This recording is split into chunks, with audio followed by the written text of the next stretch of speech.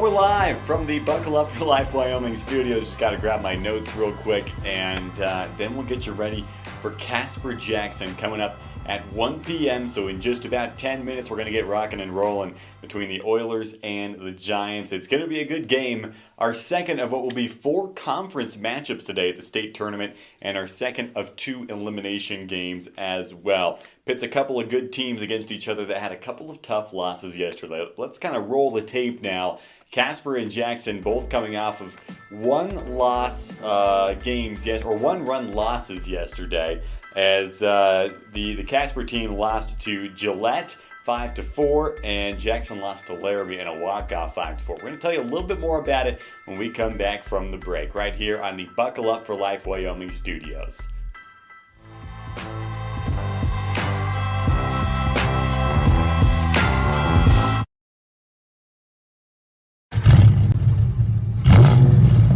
I'm Kendall Roberts with the Wyoming Seatbelt Coalition. Whether your car is a classic car or a new one, buckle up every time. Buckle up for life, Wyoming.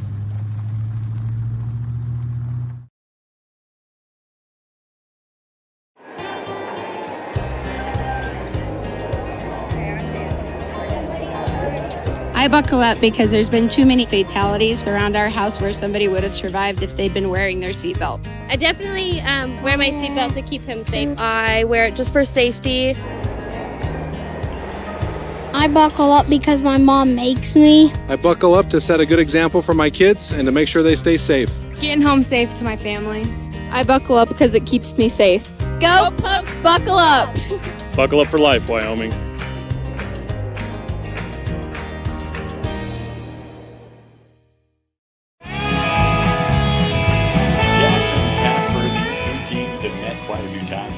Of the season.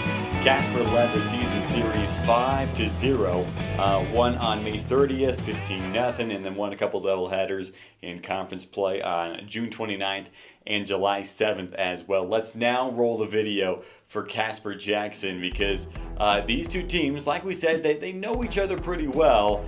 But they're both looking to bounce back from very close, almost heartbreaking losses yesterday. Casper was taking on Gillette. That was a 5-4 loss. Casper came back to make it a 1-run game in the bottom of the final inning, but just couldn't close the gap all the way. Despite a few good plays, including Grant Nipper on the mound.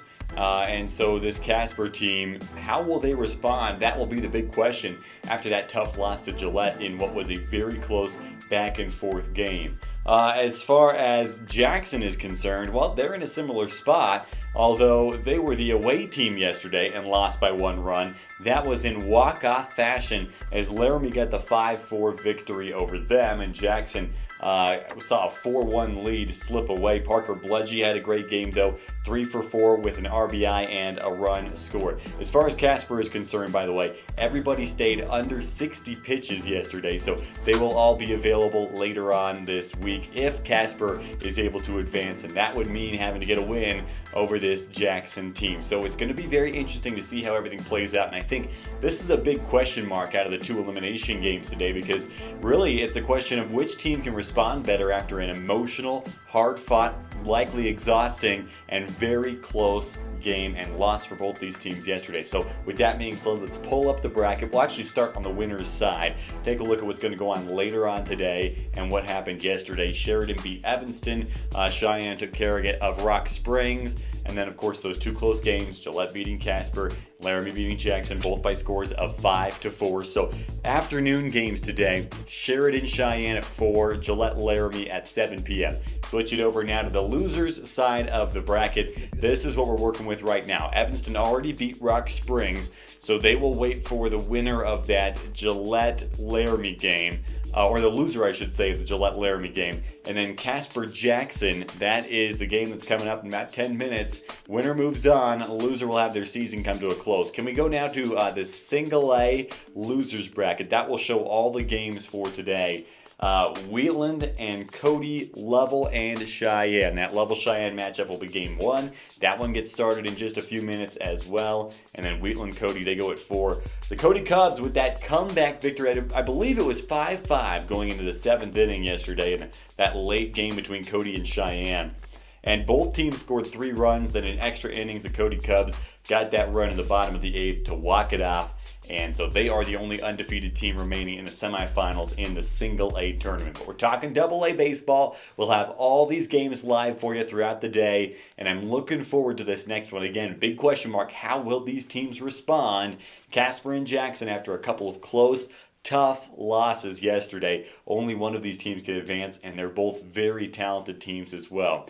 By the way, we'll have all these pre- and post-game shows throughout the day. Buckle up for Life Wyoming Studios. And then we'll have that recap show again tonight that will air later on in the evening, and also will serve as the pregame show for the first game tomorrow, which will only have 3 games tomorrow. That's the bad news. But the good news will be that we are continuing with the tournament as we just have gotten some absolutely great games. Even the games that weren't as close score-wise yesterday were still so entertaining. So I'm looking forward to some really entertaining games today as well. The guys will have it live from the Union broadcast booth, Union Broadband. Everything else is just internet out at Cowboy Field in Laramie. So looking forward to hearing what they have to say. But again, Casper and Jackson. Casper won 5 straight against Jackson this year. Can they make it one more when it really counts, or will Jackson figure out everything, press the right buttons, and finally steal one from Casper and eliminate the Oilers and move on? That is a question that will be answered over the next couple hours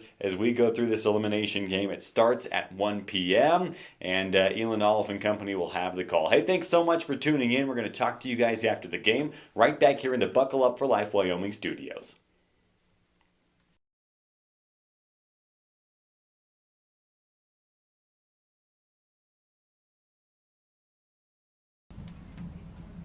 We are live at Cowboy Stadium here in Laramie, Wyoming. It's the 2021 Wyoming State Championship. Chris Brentel sitting here. Elin Olive right here to my right. And Elin, hey, it's a gorgeous afternoon. It's an elimination game. It's Casper versus Jackson.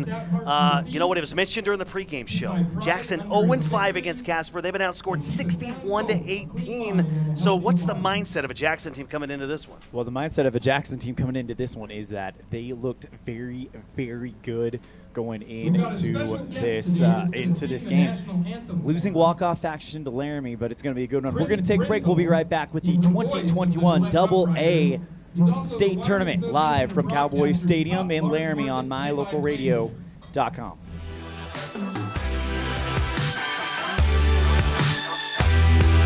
The best place to stay when you're in Casper, Wyoming is the Come On In Hotel and Suites. This beautiful log hotel offers 5 hot tubs, 1 pool, a fitness center, and fabulous indoor atrium. Offering jacuzzi and fireplace suites, the guest rooms are comfortable and relaxing. Plus, every stay includes a delicious extended continental breakfast. Whenever you're in Casper, stay at the best place. Come On In Hotel and Suites. Come on in today. Come On In Hotel and Suites, Casper. As one of the region's most visited websites, mylocalradio.com is here to serve you. Catch up on local and regional news and information. Buy, sell, or trade your good used items on the radio classifieds. Check the weather forecast or catch our live coverage of your high school teams in action, all on mylocalradio.com. Like us on Facebook so you never miss a giveaway, and visit mylocalradio.com today to stream it all live.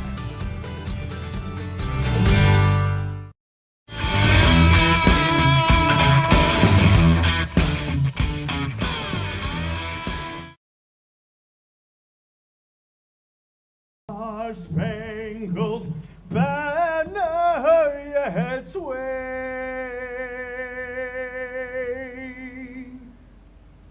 o'er the lands of the free and the home of the brave. Thanks, Chris. Play ball. Our national anthem brought to you by my broadcast partner for this one, Chris Brentel, man of many talents. As the admiration pours in after a great national anthem performance. Well, thank you. I kind of screwed up about 3 times during it. But you know what? It's all right. No warm-ups. I didn't do the blah, blah, how do you do it? The blah, blah, I don't know. I think it's like or something like that. Chris, have you heard of The Voice? I have heard of The Voice. Someone just walked up. They want me on The Voice now. I don't think so. I don't think that's going to work out for me. I'm very busy with baseball. Hey, anyway, the starting pitcher out there now for Jackson, Stephen Ashurst. And I tell you what, this is a bit of a surprise, Elin, that Ashurst is starting. What say you about that? You know, I think it's a good move. I mean, I saw Stephen Ashurst in some conference games. He's definitely one of those guys that Coach Huggins trusts. Let's see how this happens for Jackson.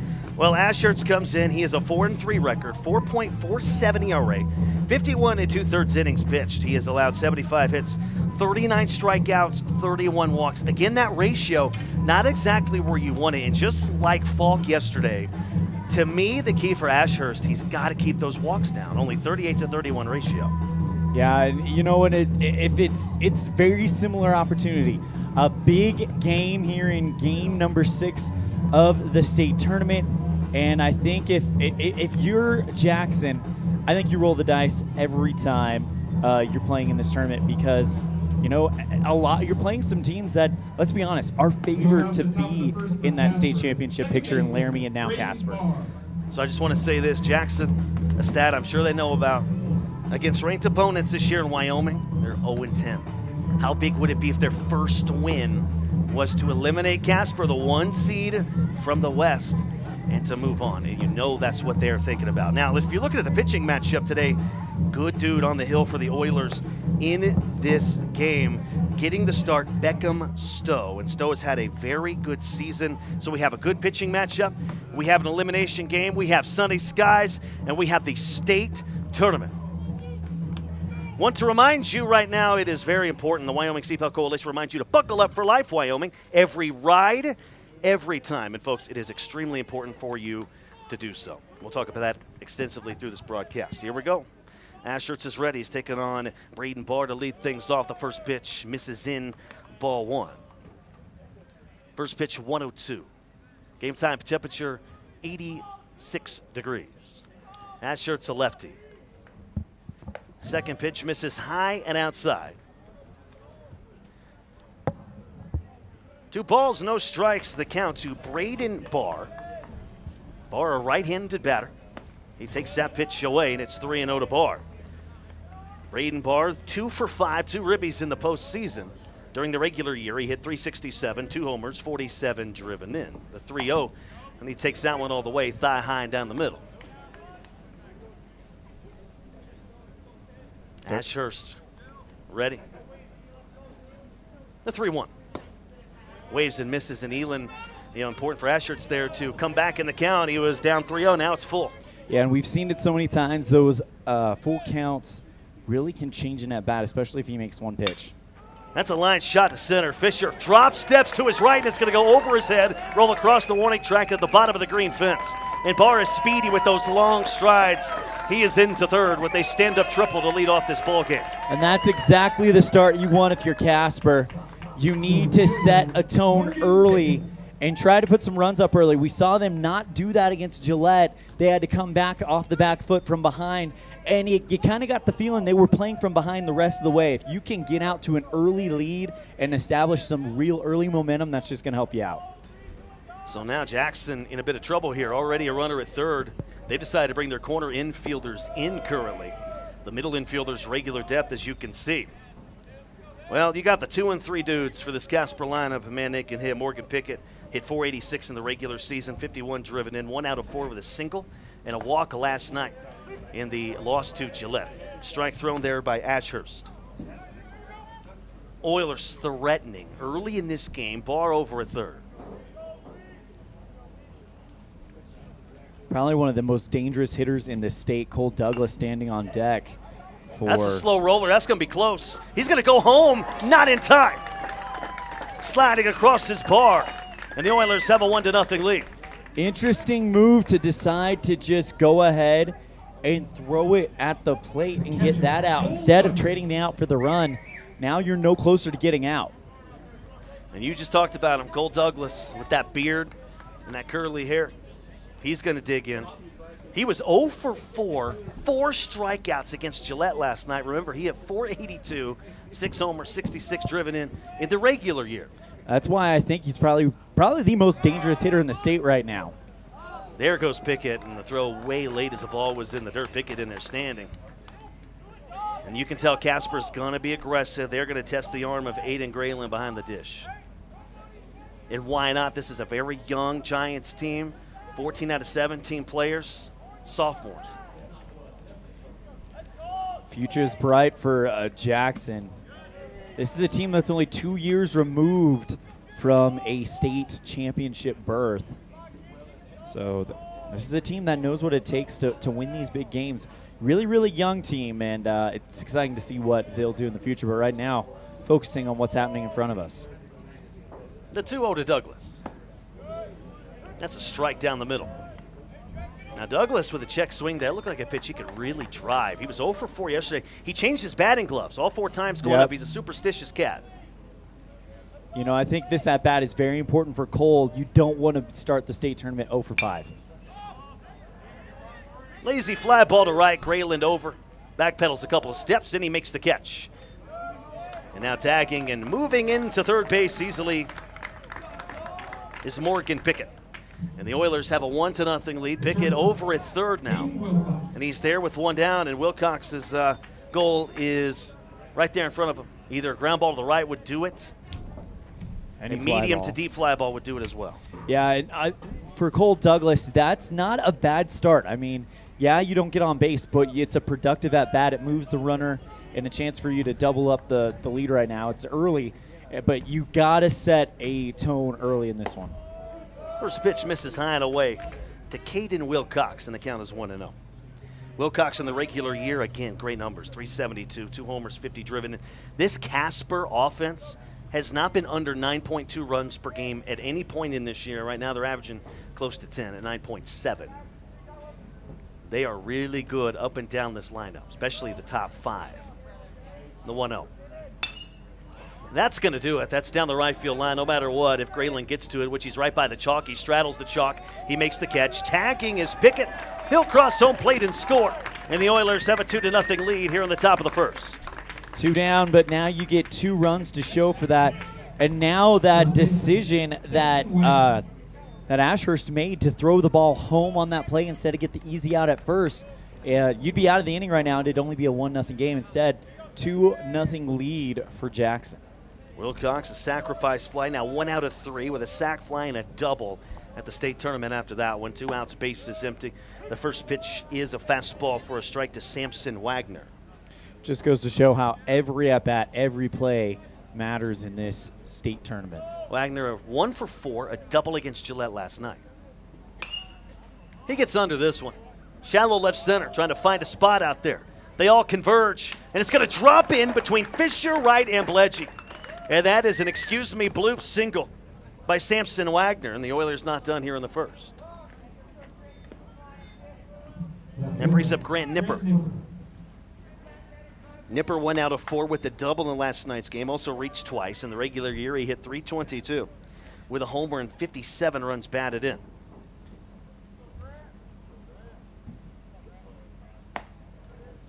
That's a strike on the outer edge of the plate. How about this? 14 home runs in the regular season for Casper. They haven't had that many home runs in a regular year in some time. Casper, though, also 2 years themselves removed from a state championship. This was actually the matchup of the 2019 state title. Well, that caroms to the left of Aiden Grayland, and that's going to move Samson Wagner into scoring position. Well, if you're Jackson here, and we talked about this earlier, it is extremely important not to let this thing get away from you. That run at second is big. I know it's just 2-0. I know it's the first. That run at second's big. But a 3-0 hole early in the first inning, that's a mountain. Called strike on the inner portion of the plate. That one about rib cage high. It's 1-2. I mean, it's not a mountain you can't climb, but it's definitely not the start that I think Coach Huggins was hoping for. That is hit pretty well, but it's going to hang up down the left field line, right over to his left, near the chalk, losing his hat. He makes a catch out in front of his chest. That retires the side, but the Oilers get 2 runs on 2 hits, and they leave 1 in the first. We go to the bottom of the first. It's the Oilers 2. It's the Giants coming up. You're listening to exclusive coverage of the state tournament, Wyoming Legion State Tournament, year 2021 on mylocalradio.com.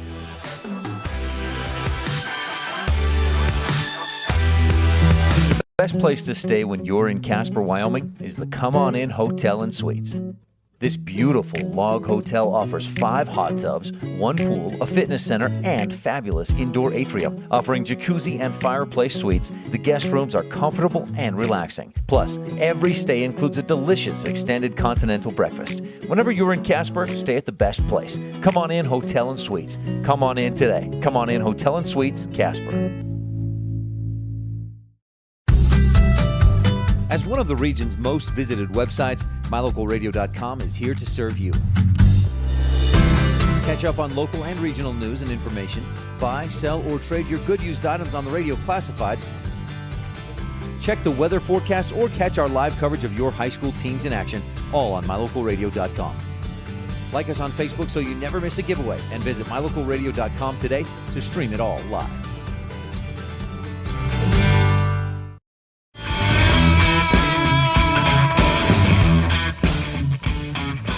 Nothing ball game as the Casper Oilers scored 2 in the top portion of this inning. Beckham Stowe getting the start for the Oilers. Stowe with the long orange socks, as you can see, and the white kicks. I have a soft spot for white kicks. Apparently, you've mentioned it a lot throughout the week. Oh yeah, I got the white kicks going. I love the white socks though with the white kicks. I don't really like the colored socks with them, but that's beside the point. Well, what are some ways, Elin, that this Jackson offense can get going? We know they've struggled this year. They only hit .229 in the regular season, only averaged 4.2 runs per game. I think this man coming to the plate, Parker Bledgy, is going to be key to them establishing some momentum of their own. They just saw Casper take some momentum. Now I think it really is going to come down to just making the right plays, doing the right things, and helping your team out. And you don't have to get a run back early, but if you can show that you can hit and you can be productive off of offense to open up this game, because let's be honest, we've seen Jackson score tons of runs late in games. That's what they've been doing in the last few games that I've seen them. But if you can get on a roll early, that's going to help. And Bledgy. How about that? Are we shocked? That is going to be in the alley in left center field as he corked it. Here comes the throw. Close play. Did they get him? And they gunned him down. Nippers threw him out from left, Elin. Aggression by Bledgy. And that, you're looking at a leadoff single, which really, really helps your inning. And now he's thrown out at second. Great play by Pickett over in center. I actually don't mind the aggression there by Bledgy because not at all. He hit it pretty deep. That was just a great throw. Make a play. I don't mind that one. Oh, that could be trouble down the right field line. Going over his wicks. It's going to go foul. Now, Beckham Stowe's had a great year. He is 10-0, 3.67 ERA, 70.2 innings pitched, 66 hits, 88 strikeouts. He's kept those walks low at 35. So he's averaging a walk for every 2 innings. I don't mind the aggression at all. But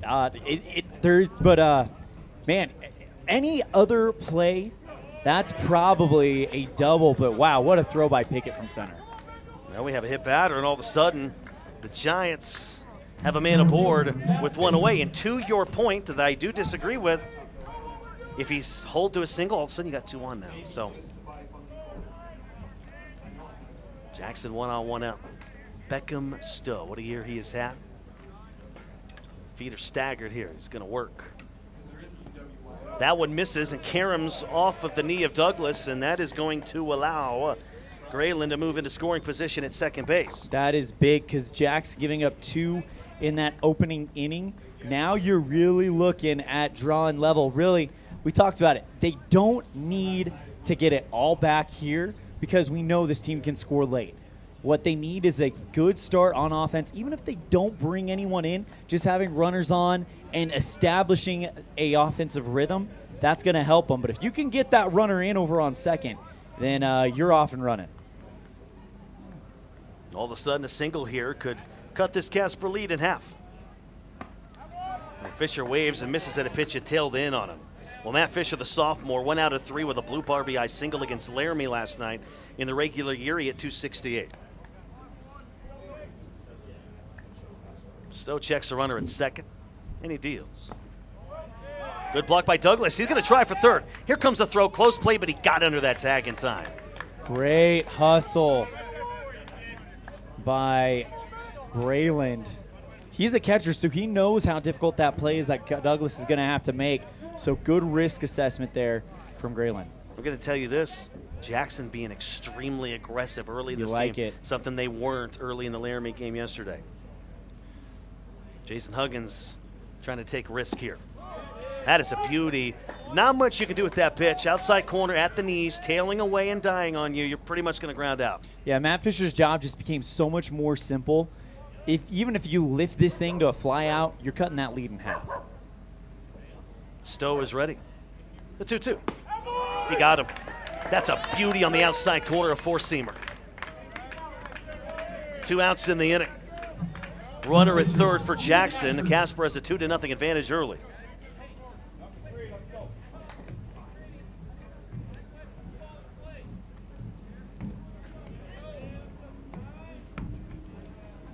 We'll see if Beckham Stowe can get out of this inning with no damage. Runner at third, 2 away. And he's painting that inside edge to the lefties and the outside edge to the righties so far. The count is 0-1.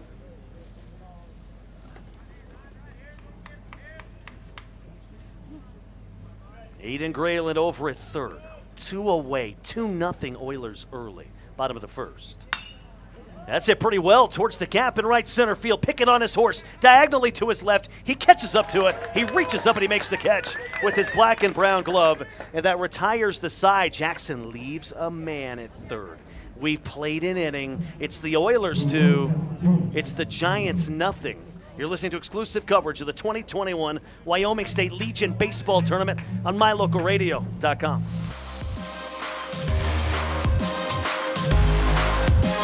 When you're looking for one location that is centrally located in Wyoming to host a business meeting or corporate retreat, always consider the Come On In Hotel and Suites in Casper first. With meeting rooms and amenities that everyone can enjoy at the Come On In is the best place to host events. The rustic decor, fireplaces, jacuzzis, pool, and large indoor atrium will make your event memorable. Call today and find out the ways we can help make your event a success. Come On In Hotel and Suites in Casper. Call 307-472-6300. The importance of saving and learning how to use money wisely can be taught from a very young age. At Trona Valley Federal Credit Union, we offer youth accounts to help kids learn to save, borrow, and spend responsibly. Our youth accounts are special, just like the kids in our community. Check out our See You Grow, See You Learn, and See You Prosper accounts for kids 0 to 18. These accounts are great to start managing finances. Open a youth account today for $1. TronaValley.com, member NCUA.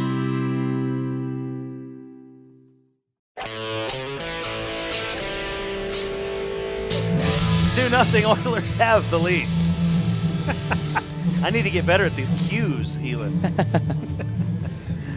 Oh, man, we're having fun here in Laramie. Sunny Sky State Tournament. This is an elimination game through one inning of this contest. I've noticed a couple things. Jackson is being extremely aggressive on the base paths. It got a runner to third, but it also cost him. And then as far as Casper is concerned, they got off to a hot start offensively. They averaged close to 10 runs per game. We knew they were going to score in this one. Yeah, the question now is how is Ashurst going to bounce back? Only allowing 2 runs.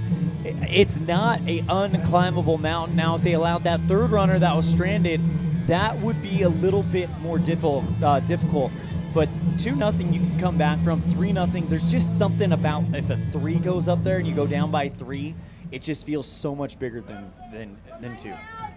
Ashurst on for his second inning of work. He will face the lower third of the Casper order. Taggart, Hack, and Wicks. First pitch to Shane Taggart. Catches the inner portion of the plate for a strike. Taggart, 1 out of 3 with an RBI single against Gillette last night. In the regular year, he hit .363, 51 driven in.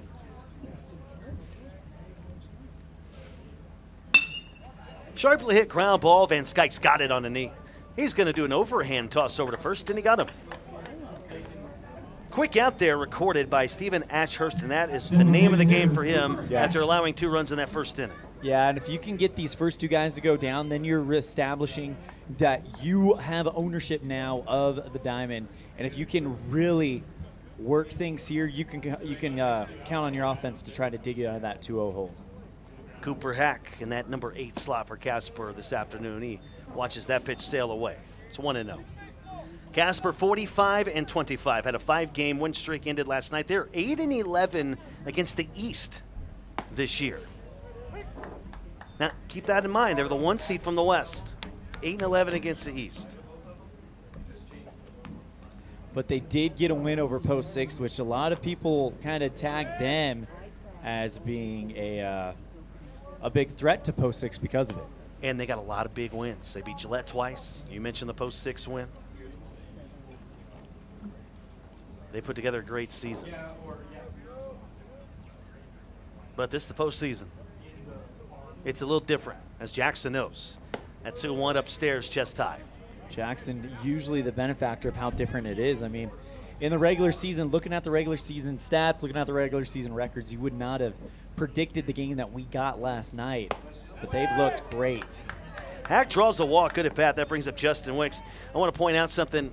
Things are very simple for Casper as far as, what are the keys to not only winning this game, but moving deep into this postseason. Can they get the pitching? Can they get the defense? We know this team can hit. Jackson, on the other hand, it's just can they get some sort of consistency on the offensive side, and do they have the depth pitching?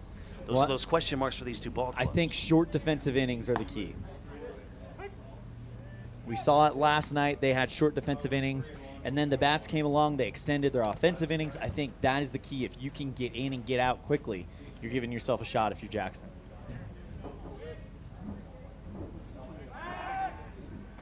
Easily back in time standing. It's Cooper Hack, who drew a walk moments ago. Now, that was not a fast move by Ashurst. He could be trying to hustle Hack over there. He probably has a quicker move. Boy, that is some tailing, dying action right there. Waved at and missed. Beautiful pitch by Ashurst.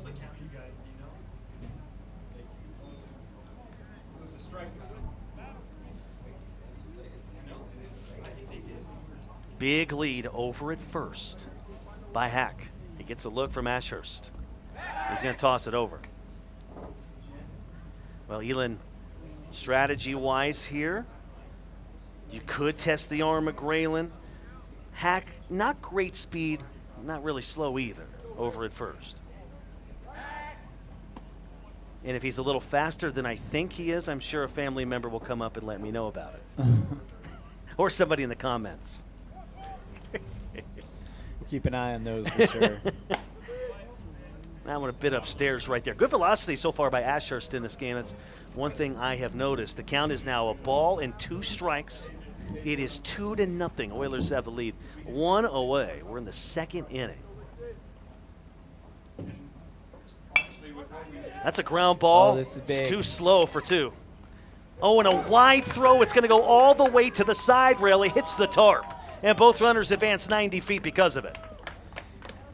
And the Oilers threatening again. Runners at 2nd and 3rd, 1 down, and they already have a 2-0 advantage. Van Skyke, we've seen him make some great moves at second base. That was just one where he might have hurried it a little bit too much. He might have felt, okay, I can't get 2. I need to make sure I get 1, and that caused him to throw that one away from Nissenberg.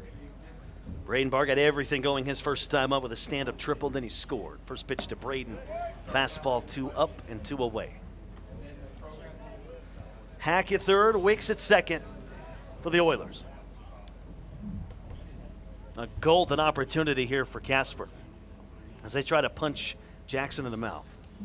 The 1-0. High and outside, it is 2-0.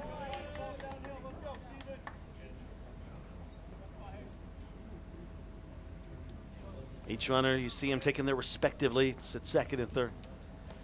Ashurst's the lefty, out of his hand, the 2-0. Up high, 3-0, and right now he's having some command issues keeping that ball up. All right, now you can expect, looks like, that's not Douglas, is it? Oh, it's Morgan Pickett, isn't it? Or, sorry, Braden Barr to take this one all the way. Yep, he does. And now, again, Ashurst, we've been talking about it a lot for pitchers. You get a 3-0 count, you get that courtesy strike, you're just 1 pitch away from getting back into it. He may get one to hit here. 3-1. Runners at 2nd and 3rd. 1 away. He thought he was going to get one to hit. That was a nice pitch there by Ashurst right on the paint. And the count is full at 3-2. Casper trying to add to their 2-0 advantage here in the second. This would be a big strikeout if he can get it. That is laced to right, over the head of Grayland as he drop steps to his left, just shy of the warning track, jogging in his hack. Wick's not far behind, showing off his speed. That's going to score 2. That's a 2-run double for Braden Barr. He has 2 extra base hits in this ball game, a triple and a double and 2 ribbies. That's quite the start. Great start by Barr, and now that'll bring up Pickett. See if he can continue this momentum. Winner of this game will play the loser of Sheridan and Cheyenne. That game next on mylocalradio.com, by the way, and Casper wants to make sure it's them. Runner at second, 1 down. Pickett, a dangerous dude. He takes 1 high. Morgan earned an RBI his first time up on a fielder's choice. It is 4-0 Oilers. That's a high popper. It's going to sail over the brown bleachers and over the pine trees. And out of play. Another beautiful day in Laramie, not a cloud in the sky. Perfect July afternoon. That one missing just a little away right there. And Ashurst getting behind Oiler hitters. They have favorable counts, and this lineup is going to take advantage of it, 1 through 9. Look at the lead being taken by Barr. He's definitely going to occupy the attention of Stephen Ashurst with that type of lead. That is lined down the right field line, just foul. He was flirting with an extra base hit. It was like he asked a girl out, and she gave him his number, but then he calls and it's the wrong number. That's kind of like what that hit was like, just a little foul. He was, well, you know, he thought the game was good. He thought the game was good, and then he calls her, and she doesn't answer. That has never happened to Chris Brentel, that's for sure. Uh-huh. Okay, maybe it has just like twice.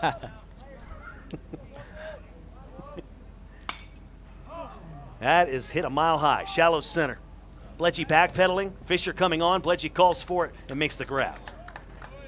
Great job by Bledgy taking charge out there in shallow center field. You're going to see Bledgy do that a lot. He is the captain out there on the field. The veteran on this team, he wants to continue his Giants career, and the only way to do that is get a win here. He's done his part, a great base hit to lead off the game for Jackson. But now it all comes down to Cole Douglas. This guy, he's been hitless so far in the state tournament. You don't expect that to last much longer. That one misses away to Cole Douglas. I thought Cole Douglas looked like he's 37. How old do you think he looks with his beard? And 31, 32, yeah. all right. It reminds me of the old, was it Geico that had the caveman commercials? Yep. And that is drilled down the left field line. If it's fair, it's gone. And it's a fair ball into the pine trees. Whoa. A 2-run blast by Cole Douglas. His 7th total home run of the season, and he just busted out of his slump in the postseason. That's how you do it if you're Douglas. Flexing the muscles coming in. And, yeah, that is exactly right, Chris. He was in a slump. Can't say that anymore. Douglas now 7 jacks, 68 driven in. If you combine the regular year and the postseason. We talked about it. He could be the most dangerous hitter in the state because he was due to go off, and boy, did he deliver. Wilcox, sharply hit grounder to Bledgy. He's got it. Crow hops. Oh, he might have fouled it off himself, and did he hurt his groin maybe as he swung? He did not foul it off of himself. Oh, Caden Wilcox a little shaken up. I think he extended that front foot too far and may have done something to his groin. Now he is coming off, so I think he's going to walk it off and be okay. Well, Casper right now in control early through 2. They lead it 6-0. You're listening to exclusive coverage of the 2021 Wyoming State Tournament on mylocalradio.com.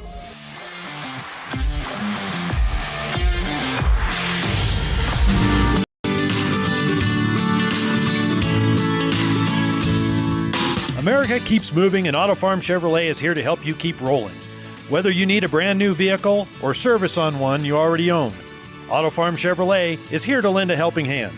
Our certified mechanics are knowledgeable, and our sales team takes the time to get to know you and what your needs are.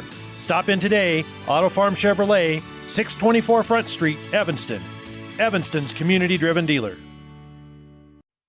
When your vehicle needs new tires, any tire store can get you back on the road. But only Plains Tire can get you rolling again with the peace of mind that you were treated well, paid a fair price, and that you'll be taken care of for the life of the tire. At Plains Tire, trained tire technicians mount and expertly balance your new tires, replace the valve stems, and hand check each lug nut to make sure it's all tight and secure. Plus, you'll get lifetime alignment checks and tire rotations only at Plains Tire, 157 Bear River Drive, Evanston. Visit plainstire.com.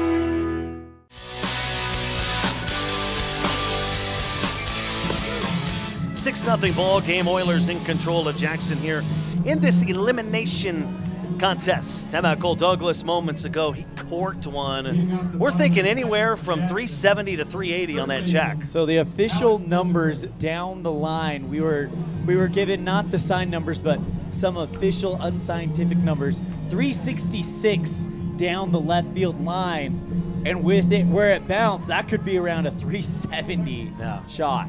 He jacked it.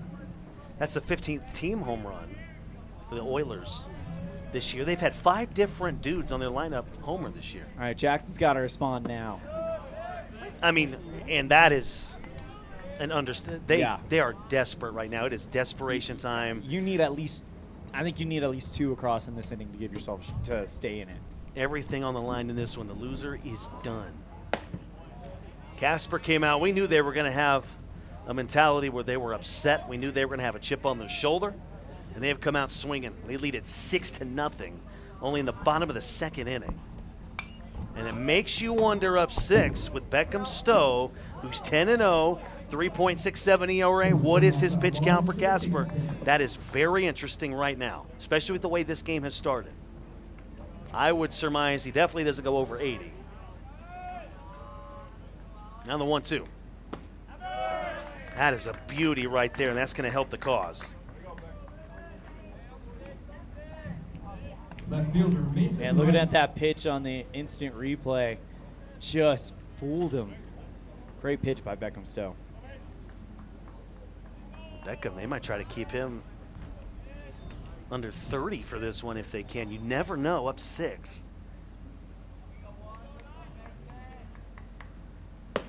That pitch misses upstairs to Mason Wright. Wright, a left-handed batter. 0 for 3 so far in the postseason. The sophomore is just 2 for 20 combined. That 1-0 is low at the shins. It is 2-0. That's the thing. This is a very, very young Jackson team. It could be a disadvantage being in a complete hole like this in a state championship game, not having that type of experience, but every at-bat, every high-pressure situation they're going to find themselves in this game and this tournament, if it continues past today, it's going to be an advantage for them moving forward. They're going to be a force to be reckoned with in a few years. That one misses low at the shins, and he walked him. So Wright draws the walk. In case you missed it earlier, Evanston still alive. They defeated Rock Springs. By the way, you can catch that game if you want to watch the replay, mylocalradio.com. In fact, you can rewatch any of the games from state. mylocalradio.com. Elin Damas has the call on most of those to my right. That's a swing and a miss right there by Stowe. And the count is 1 strike to Austin Van Skyke. Van Skyke in the postseason 0 for 3. Barehanded look, no batting gloves.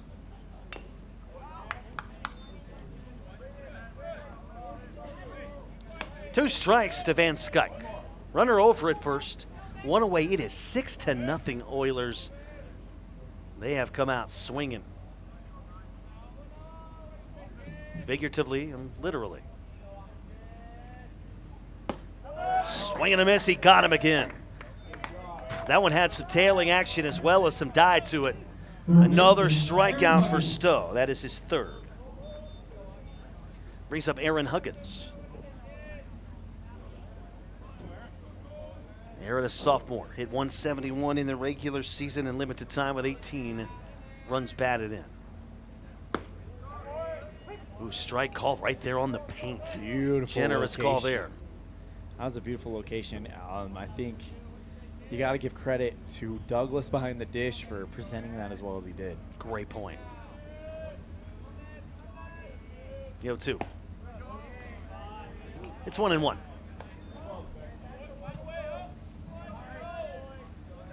Runner at first, 2 down, 6-0 Oilers. Bottom of the second inning.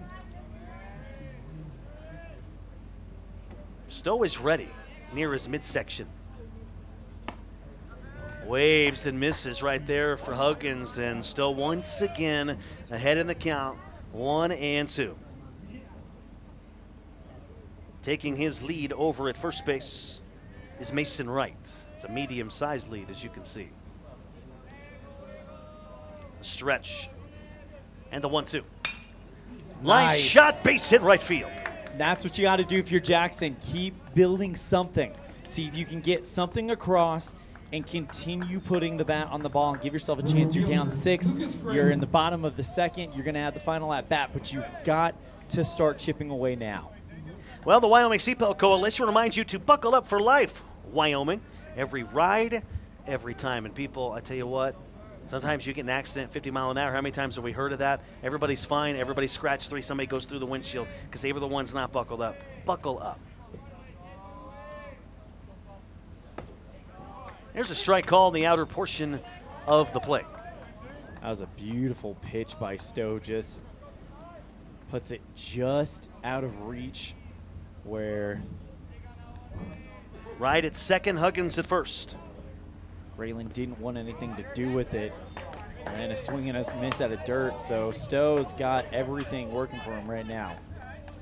Ian, what do you think here? You think he's going hard stuff? Breaking ball? What do you think? I think we're gonna see a fastball, and he's gonna go right at him. At least that's what I would do. I mean, you want to keep that pitch count low. You want to try to come back later on in the tournament. You got to work quick. He works that outside corner. Smart move. Didn't get the call. It's 2-2. There's a good fastball on the outside, just missing.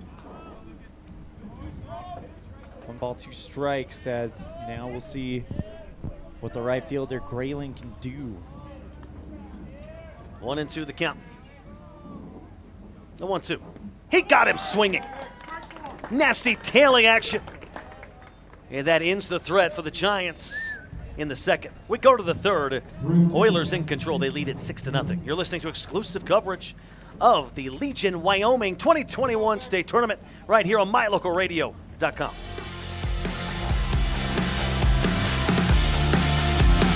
The big difference that sets Freeway Tire apart from other tire stores is the fact that we care. We care about the customer service we provide, we care about selling quality products at fair prices, and we care about your vehicle.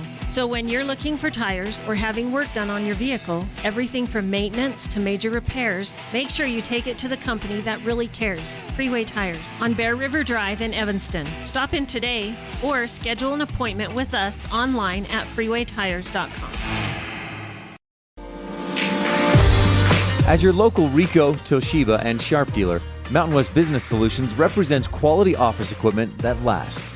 We work with each client to understand your workflow, your goals, and your bottom line. Whether you lease or purchase office equipment, we have many ways to work with you to provide the best products at the best value. We also service and provide supplies for HP printers. Call Mountain West Business Solutions today. Let us help you find the best solutions for you and your business.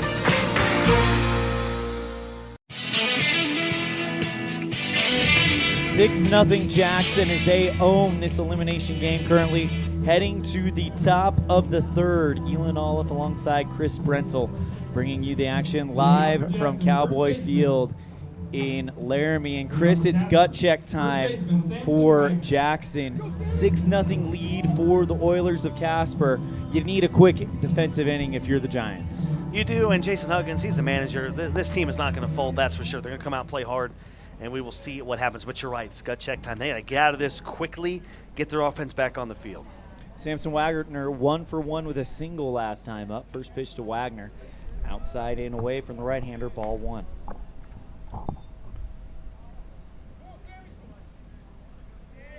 very light breeze blowing from right to left field, as evidenced by the American flag. 1-0 misses up high, causing Aiden Grayland to kind of get up on his feet to put that one in the mitt. Grant Nipper and Shane Taggart also due up in the inning.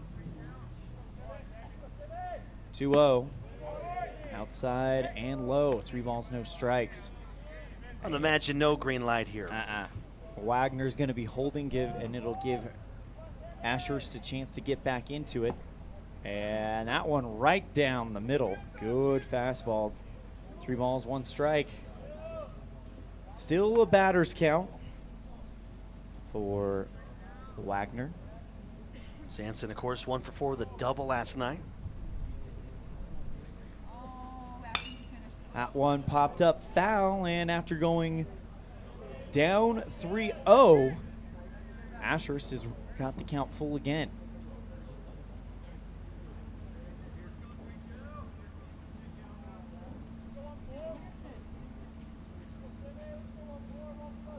The payoff pitch. This one right up the middle past Van Skyke. Rolls into center field, and it's another single for Casper. Well, this Oiler offense getting it done. Braden Barr, 2 for 2, 2 extra base hits. Cole Douglas, 1 for 2, 2-run homer. And now you have Samson Wagner in the 5 position with 2 singles, 2 for 2. Bring up Grant Nipper. Flew out to right field last time up. So make this order so difficult. You can't pitch around anybody. And really you can't until you get to the bottom of the order. By that time, you're already to the top of the order. Bunt laid down by Nipper. Runner heads to second. Ashurst goes for the easy out at first. But the runner moves over, so Nipper does his job. Wagner standing on second. Do you want a soapbox moment? Or I mean, you're going to bunt a runner over to second base. You're up 6-0. For what reason are you bunting a runner over to second base? I don't understand it. I'll bring up Shane Taggart. Ground out to the second baseman last time up. This one, chopper at Bledgy at shortstop. Throw to third. They're going to catch. Smart move. Wagner in a pickle, and we got the run down. Keep it going, Wagner. And did he miss the tag? Nope. Great tag applied by Parker Bledgy, the shortstop. That'll be out number 2. They give up first base, but they get the lead runner. And now if you're Jackson, this is the type of inning you're looking for defensively. Don't give anything up. 2 runs in the second, 4 in the second, 2 runs in the first, 4 in the second for Casper. And now with 2 down, Jackson could put a 0 on the scoreboard. First pitch to Shane Taggart, 0 for 2. Misses down low, ball 1.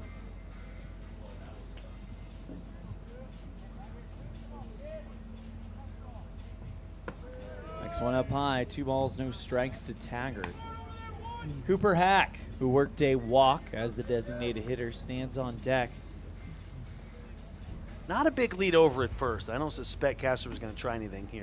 This one, chopper in the gap between the shortstop and the third baseman.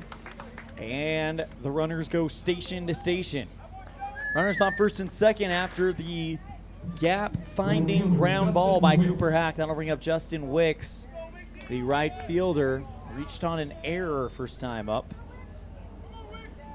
Well, this game for Jackson starting to get away from him, and all of a sudden, boy, if Wicks gets one in the gap or down the corner somewhere, this lead's going to be almost insurmountable for the Giants. If you're the Giants, you know you've got to get an out here. Pitch upstairs, ball 1.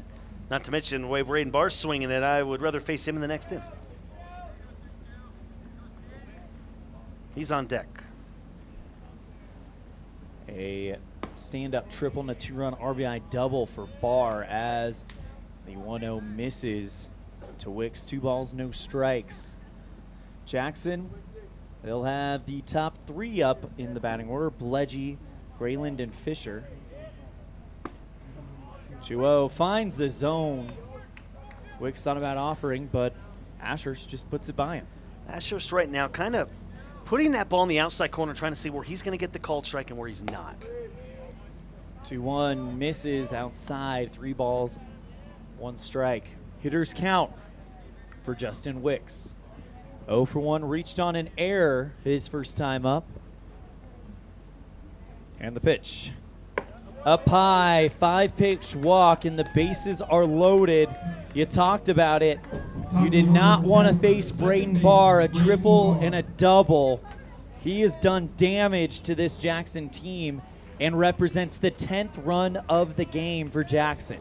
Barr 4 for 7, 4 RBIs at this tournament. The righty awaits the pitch from Ashurst. That one up high, ball 1. You got to throw strikes if you're Ashurst. Nowhere to put them. Can I just say the home plate umpire in this game has been amazing, calling balls and strikes. That's a job I would not want. I think he's been absolutely outstanding. 1 ball, no strike. Braden Barr, Morgan Pickett stands on decks, and then Cole Douglas, who found his groove, stands in the hole. And of course, all the umpires have been absolutely great. I'm trying to get one of them to buy me lunch. So yeah, all the umpires have been awesome. 1-0 on the way. That one up high. 2 balls, no strikes.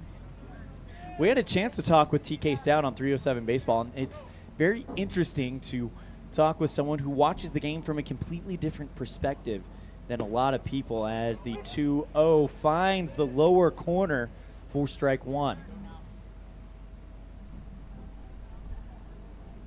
When they're watching the game, they're watching for things completely different, as Barr goes to deep center field. Back, that drops on the warning track. 1 run's gonna score, 2 runs score, and here comes the 3rd. It's a 3-run RBI triple for Braden Barr.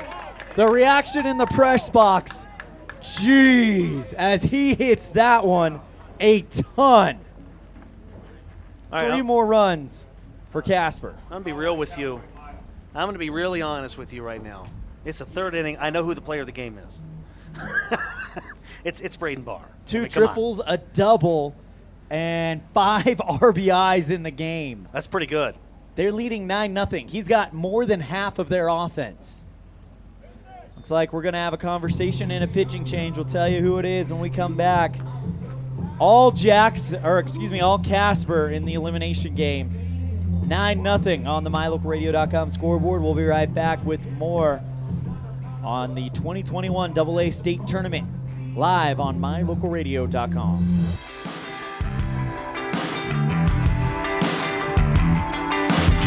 Gee, Tommy, you look amazing. Did you try something different with your enamel? No way. I wouldn't do anything to alter these pearly whites, but I did see Dr. McKay Frankham, who told me if I didn't floss, I could miss up 35% of food particles. Really? You told you that? Yep, and you know what? He's 100% right. I started flossing, and now I look better than ever. Wow, I want to see Dr. McKay Frankham. Well, give him a call, 307-789-8910. Easy to remember, right? That's super easy. Dr. McKay Frankham at 307-789-8910. I'll call today.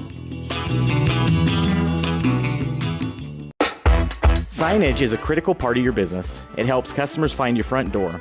Rocky Mountain Sign will provide you with expertly designed signs, LEDs, channel letters, as well as skillfully cut signage using wood, metal, plastic, and other mediums to help your customers find you with high-quality signage. Using the best technology, designs, and installation by Rocky Mountain Sign. Your signage says a lot about your business. Work with the professionals at Rocky Mountain Sign, 243 7th Street in Evanston, Wyoming.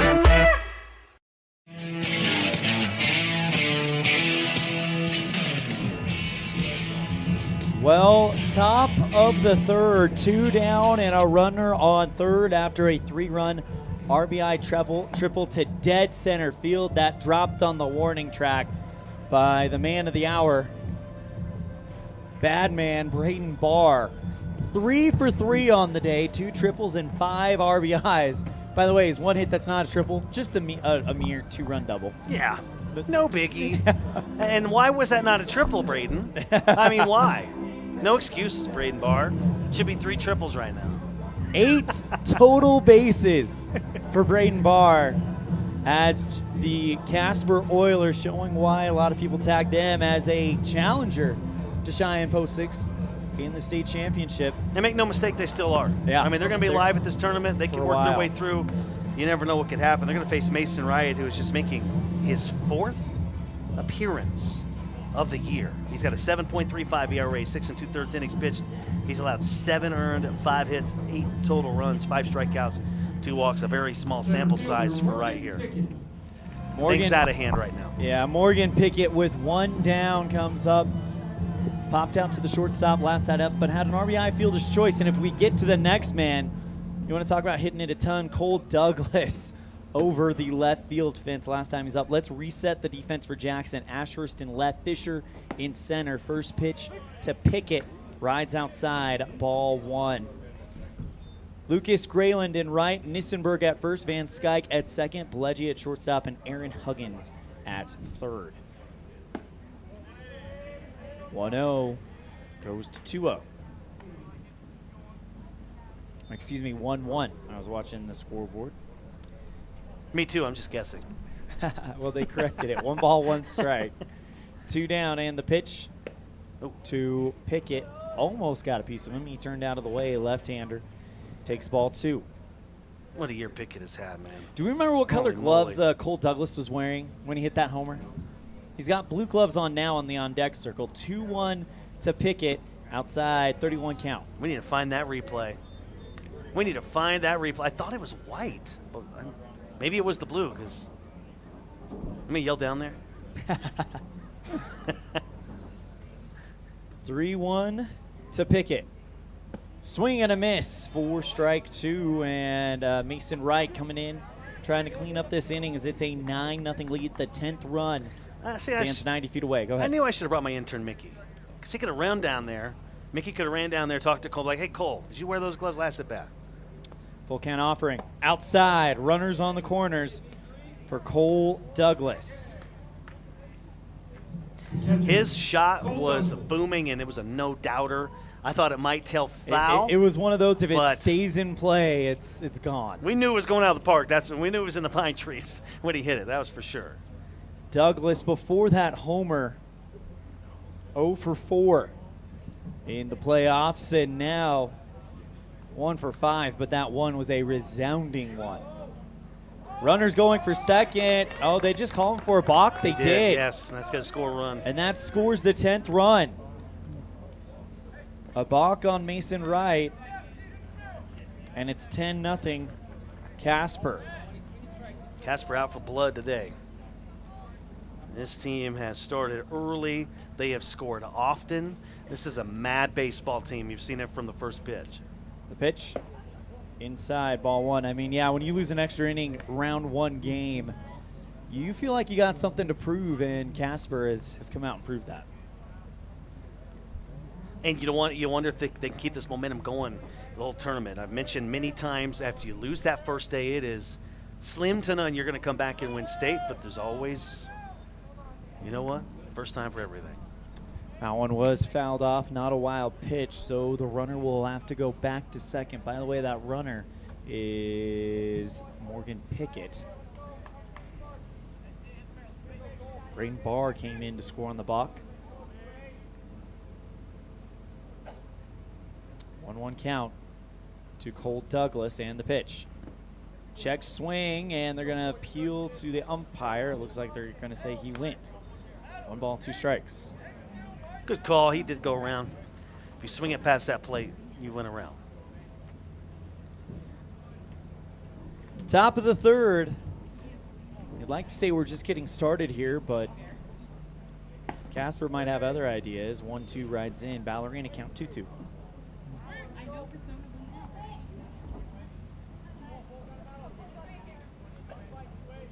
Two down. The outs were. Oh, he hit him. That one takes Douglas, and he'll go to first. What were the 2 outs? We had. Well, I tell you what, that tailed too far in on Douglas and got him in the calf. And again, Casper applying some pressure here. So we have 2 down. I'm trying to recap what the 2 outs were.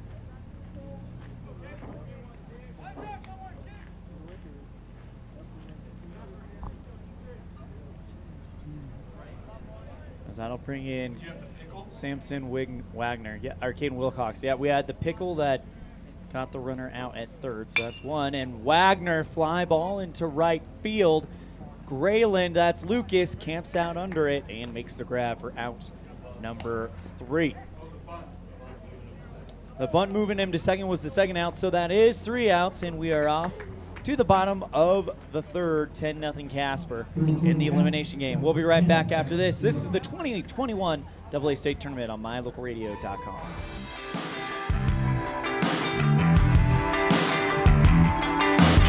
Gee, Tommy, you look amazing. Did you try something different with your enamel? No way. I wouldn't do anything to alter these pearly whites, but I did see Dr. McKay Frankham, who told me if I didn't floss, I could miss up 35% of food particles. Really? He told you that? Yep, and you know what? He's 100% right. I started flossing, and now I look better than ever. Wow, I want to see Dr. McKay Frankham. Well, give him a call. 307-789-8910. Easy to remember, right? That's super easy. Dr. McKay Frankham at 307-789-8910. I'll call today.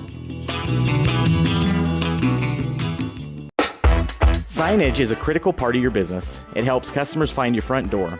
Rocky Mountain Sign will provide you with expertly designed signs, LEDs, channel letters, as well as skillfully cut signage using wood, metal, plastic, and other mediums to help your customers find you with high-quality signage. Using the best technology, designs, and installation by Rocky Mountain Sign. Your signage says a lot about your business. Work with the professionals at Rocky Mountain Sign, 243 7th Street in Evanston, Wyoming.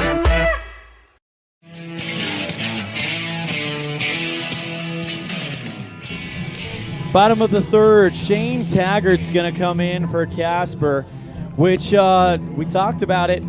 Beckham Stowe pitched a great game. You save his arm because you could use him in a big game later on down the road. For Jackson, it's going to be the top of the order. I received word you just talked about it. Beckham Stowe pitched 30. Yeah, so worked out perfectly for Casper. He could come back tomorrow. Yeah, worked out perfectly. The loser of Sheridan and Cheyenne. Shane Taggart on there right now, and if you were looking for a scenario last night, if you're the Casper coaching staff, looking for a scenario, this would be it. You're up 10-0. Okay, Stowe gave yourself some good innings, and he only threw 30 pitches. And now they're going to give way to Shane Taggart. Now Taggart on the hill, he is a righty. You see the cool long orange socks. I like the color change for Casper, by the way. So anyway, Taggart on the hill. He is pitching in his 16th appearance. He has an ERA of 7 through 18 innings, and he has a 3-2 record. 20 hits allowed, 24 strikeouts, 16 walks. So Casper clearly doesn't want to use one of their main arms in this scenario, putting a guy out there with a 7 ERA. First batter is Parker Bledgy for Jackson. First pitch misses, ball 1. Bledgy, base hit to left field to lead off the bottom of the first. And that's been about it for the Jackson offense. He had 3 straight hits last night and was 3 out of 4. In clutch time. Yes. That's just what Bledgy does. But his career in postseason looks like it's about to come to an end here in Laramie. 1-1 to Bledgy. Inside down low, 2 balls, 1 strike to Parker.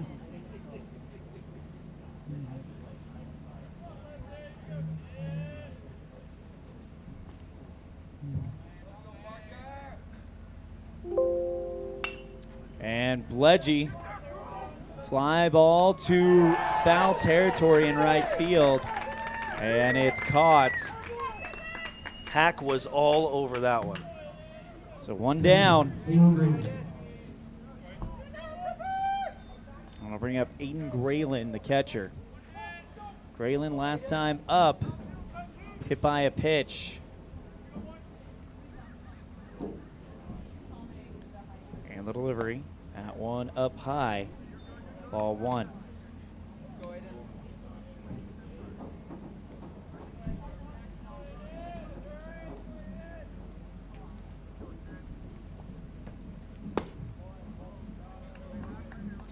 Well, right here, it's really important for Taggart just to come in, pitch to contact, throw strikes. You don't want to get behind. You don't want to give Jackson any type of life, and you want to close this game out ASAP. Get ready for tomorrow in another elimination game. 2-0 misses, 3 balls, no strikes. And you're absolutely right. It would be another elimination game against the loser of Sheridan and Cheyenne. That game is on deck, by the way, so Casper fans, if this score holds, as Braylon on base for the second time in this game, hit by a pitch and now walked. If you guys want to know who it's going to be next, you can tune in to mylocalradio.com and we'll have it. That'll bring up Matt Fisher, who struck out last time he was up.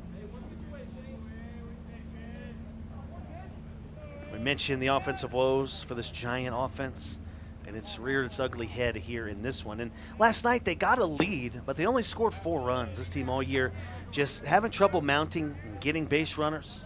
And they're a young team. That's a big reason why I would suspect Jackson's lineup next year will be way better, just because the guys are going to be a year older. It'll be a junior-heavy team. And I don't think they're going to hit 229 as a ball club. I don't think they're going to average just 4 runs per game. They are going to be a force to be reckoned with in the West. However, Casper runs the show right now. It'll be interesting to see who comes back in 2022. What kind of talent will come back for the Oilers? Well, depends on if the East is the East and the West is the West as well. You never know what might happen in an offseason. I'll leave it at that. Oh, is that some inside knowledge? 2 balls, no strikes. No, I'm just talking because I have nothing else to say. I don't know, just making stuff up as we go. It's a 10-0 game. Runner on first, 2 balls, no strikes, 2-0 inside. Okay, I'm kidding. There are talks, maybe realignment. I don't know how serious the talks are. I don't know. I heard it from a bird. And this guy here to my left has heard that as well. What is your name, sir? My source will remain unnamed here in the booth. 3-0 inside, part of the zone. 4 strike 1.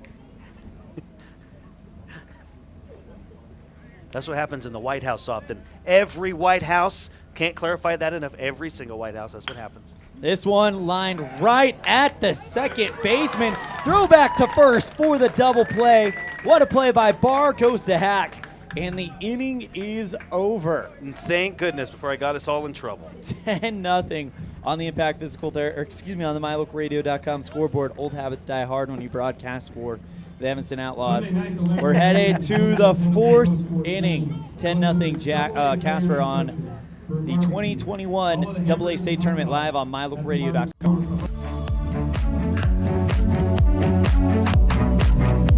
May 2019, Uintah County School District Number 1 became the first school district in Wyoming to achieve a certified level 1 on high reliability schools by the Brozana Leadership Center. We're focusing on 3 levels. Level 1 is a safe and collaborative culture. Level 2, effective teaching in every classroom. And Level 3 is a guaranteed and viable curriculum. We are certified Level 1 in safe and collaborative culture. This is Superintendent Ryan Thomas. Congratulations to everyone in our district. Keep up the great work. Uintah County School District Number 1, Pathway to Excellence. Nothing makes your kid feel like a superstar more than seeing his or her very own Fathead in the stands.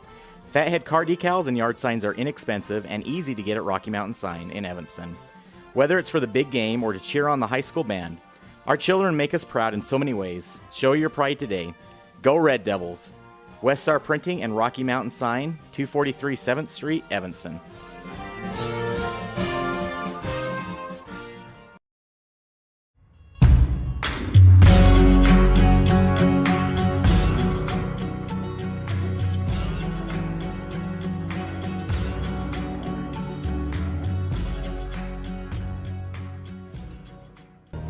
Welcome back to the 2021 AA State Tournament as we enter the top of the 4th. Mason Wright still on the bump for the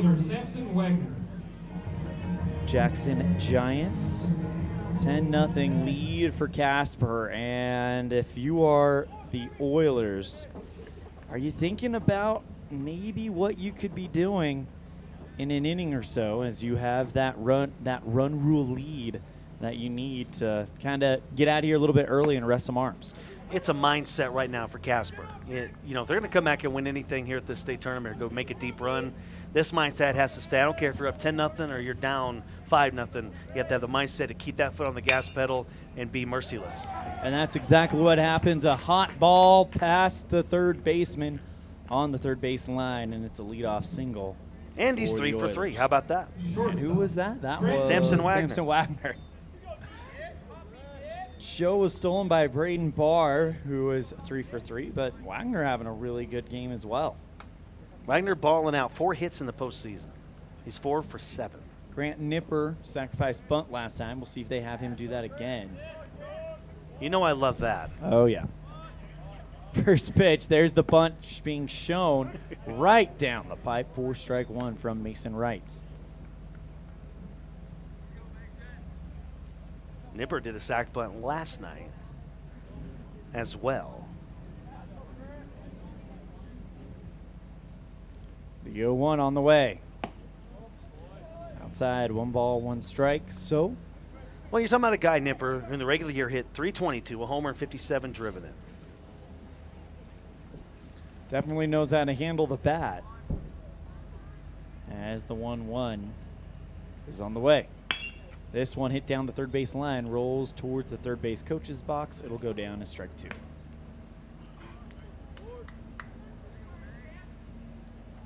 There's a lot of room between that left field line and that line by the light pole. So, like, when you have to run and get that ball, if you're one of the players, that's a long haul. I'd pass out before I got back to the dugout. Runners going on the pitch, and the pitch rides inside and tags Nipper in the back. And it's runners on first and second, nobody down. And that'll bring up Shane Taggart. Oilers, man, they have exploded offensively. They have scored multiple runs in every inning, and they're looking to add more here. Chris, look at the gap between the center fielder and the right fielder. A lot of grass in between those two guys. Mm-hmm. And some room down that right field line, too. Absolutely. First pitch misses to Taggart. It's one thing we could be overlooking. A team with a really good defensive outfield has a good advantage in this ballpark. What team can cover a lot of grounds in that outfield? That's a team with a great advantage. You got an outfield that can't cover a lot of ground. There's going to be some hits that will happen, whether it's a single or double or a triple, that may not normally happen. So that is very key. 2 balls, no strikes to Shane Taggart, the pitcher, in the right-handed side of the batter's box. And you know that coaches have thought about that. They may put in a guy that offensively not that great, but if he can cover a lot of ground in right, center, or left, maybe you put him in there. In the lineup. Hit down the third base line. First strike of the at-bat against Taggart. Cooper Hack, who had a base hit into center field last time up, stands on the on-deck circle.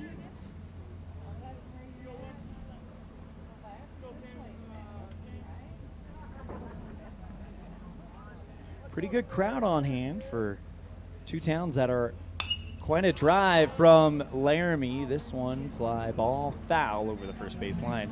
And we're at 2-2. You know what people should do when they're driving? They should wear their seatbelts, Elin. Absolutely. Every game of the 2021 AA State Tournament is being brought to you on mylocalradio.com, courtesy of the Wyoming Seatbelt Coalition. This one, line drive into right field, and they hold up the runners. Bases loaded. Again, every game of the 2021 AA State Tournament being brought to you on mylocalradio.com by the Wyoming Seatbelt Coalition. Wyoming Seatbelt Coalition reminds you to buckle up for life, Wyoming. Every ride, every time. Everyone has a reason to buckle up. What's yours? 2 balls, 2 strikes. Or excuse me, that was a 2-2 drive into right field. And now bases loaded for Cooper Hack. First pitch, misses, ball 1. Can I add another PSA? Absolutely. When it's 96 and windy, don't burn anything. Please? Come on. That brought to you by Chris Brentel. Words of wisdom from Chris Brentel. Don't throw a cigarette, that lit cigarette in the grass, please. 2-0 on the side of the highway. 2-0 count from Cooper Hack. First pitch up, or next pitch upstairs. 3 balls, no strikes. Bases are loaded. 3-0 count. If you're Mason Wright, you've got nowhere to put Cooper Hack. The delivery. That one finds the outside corner of the zone. Strike 1. Who was the bear? Smokey the Bear. Smokey the Bear. Yeah, Smokey the Bear. One time I had a Smokey the Bear, just the head, not the whole costume. 3-1 fouled into the back screen. 3 balls, 2 strikes. Nobody down, bases loaded. Casper going for the jugular. I was arrested in that said costume. Oh, but really? It's on the police report, but that was a long time ago. That was college days, Elin. We don't need to judge me on that. Everybody makes mistakes. Full count offering, and this one hit right past the diving third baseman, Huggins. 1 run comes in, it rolls into left field. 2 runs come in. Throw to third is going to die and roll past the third base line. Getting up and heading for third, that would have been, I believe, Grant Nipper over on third. And I take that back. That's Shane Taggart over on third. Nipper scored. 2 more come in for the Oilers, and they've got a 12-0 lead here in the top of the 4th. You said it, the jugular. They're keeping that foot on the gas pedal. And that's what, and you've said it yourself, that's what they need to do in order to continue this run in the tournament. Well, you think about this thing. Let's look in the future here. Casper's going to get either Gillette tomorrow or Laramie tomorrow. I'm wrong. You're shaking your hand. Oh, yes, as I said. Yep. As I didn't say. Sheridan and Cheyenne tomorrow. Those are 2 tough opponents. So you're going to have to keep that foot on the gas pedal no matter what. Yeah, and talking with a coach earlier this morning, he says you hate to run up the scores on teams, but in a tournament that's a grind, you got to get out early, so you've got to do it. Also, I will say this, we can fix my mistake and edit later, so that way when people go to watch it later, it's like it never happened. Exactly. 2 balls, 1 strike. We'll get the studio on that. To Justin Wicks. Speaking of the studio, I want to invite you to stick around to the Buckle Up for Life Wyoming postgame show hosted by Cullen Holt. He'll have all the highlights from this game and the Game 1, Evanston versus Rock Springs. The Outlaws victorious over the Stallions, and will play the winner of Gillette, or excuse me, the loser of Gillette and Laramie. Cullen, can Cullen hear me right now? Cullen probably can't hear you right now. You've balled out this whole tournament. You're doing a great job, dude. You keep it up. 2-2 on the way. Elin, that segue about the studio, you give me a high five right now. That is a segue in the business. Look at us. Full count offering coming to Justin Wicks.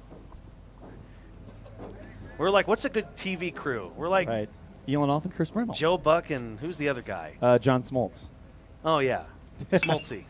Fly ball into center field. Fisher runs up shallowly. Runner tags up and is headed for home. And it's an RBI sack for Wicks. 13-0. Casper on the My Local Radio scoreboard. Runner stays at second. Looked like Cooper Hack, who stays at second. Taggart came around to score, and now we're going to get a conversation at the mound. That's not Coach Huggins, so they are actually going to take the ball from him. You don't usually see that, and he looks right at Parker Bledgy, and he's going to get a chance to go in. Elin, why can I ask that? And again, Jason Huggins is a great manager. Okay, he knows what he knows way more about baseball than I do. Bledgy is not going to be the pitcher. There. Okay, it's not Bledgy. No, it's not. It's going to be number 17. Forget everything I said.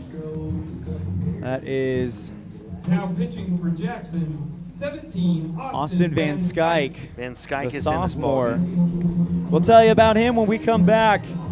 Casper with the Baker's Dozen on the MyLocalRadio.com scoreboard, looking to set up a date with either Cheyenne or Sheridan tomorrow.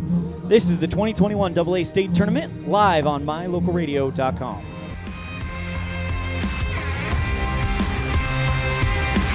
Trona Valley Federal Credit Union is a not-for-profit financial institution.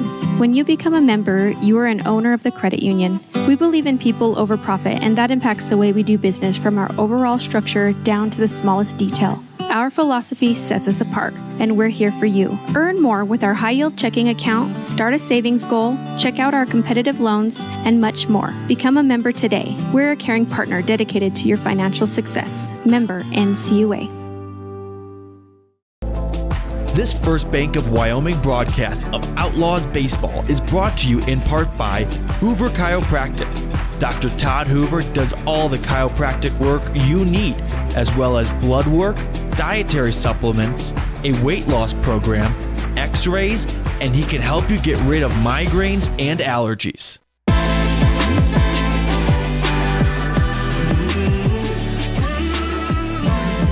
Austin Van Skyke in the top of the fourth will take over pitching duties.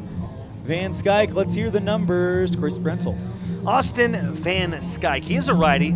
I'm digging the stirrup socks he's got on. And he will come in making his 17th appearance. He is 1-4, 4.32 earned run average, 24 and a third innings pitched, 32 hits allowed, 18 strikeouts, 23 walks. And out of the frying pan and into the fire as he'll face the red-hot Braden Barr, 2 triples and a double. 5 RBIs for Barr in this one. With a runner on second, could be RBI number 6, first pitch to Barr, inside, ball 1. And this is one of those situations where now you start testing the mental toughness of your team. It's easy when you go down early to kind of lose that focus. But Jackson giving one of their young stars a chance to go out there and show what he can do. 2-0 to Barr inside, 3 balls, no strikes. Van Skyke going to get a chance to probably deliver a courtesy strike. But then again, if anyone's got a green light, it's Barr. Oh, for sure. The 3 pitch for 3 today. Inside, and it's a walk. Runners on first and second, and that'll bring up Morgan Pickett.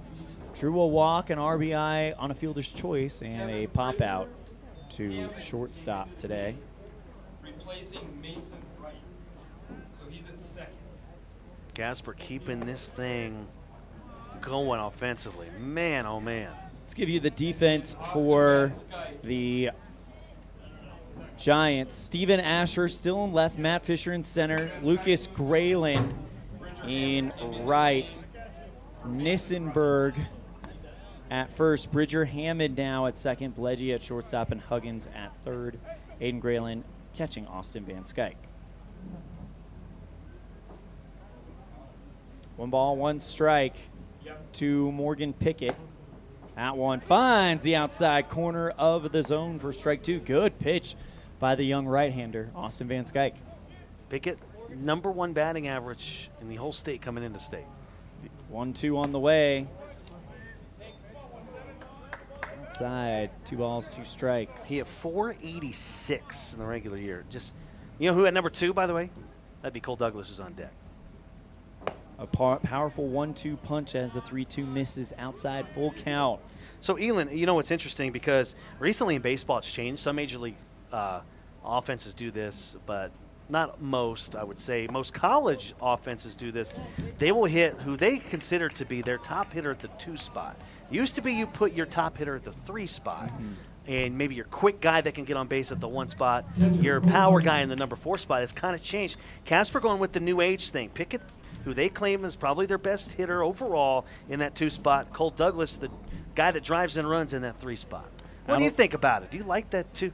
Best hitter at 2, the 3, you like the old-fashioned 3-4? I like the 2-3 I like the personally. 2-3 because it really, we've seen it firsthand as the first pitch to Douglas finds his own. Beautiful pitch by Van Skyke, by the way.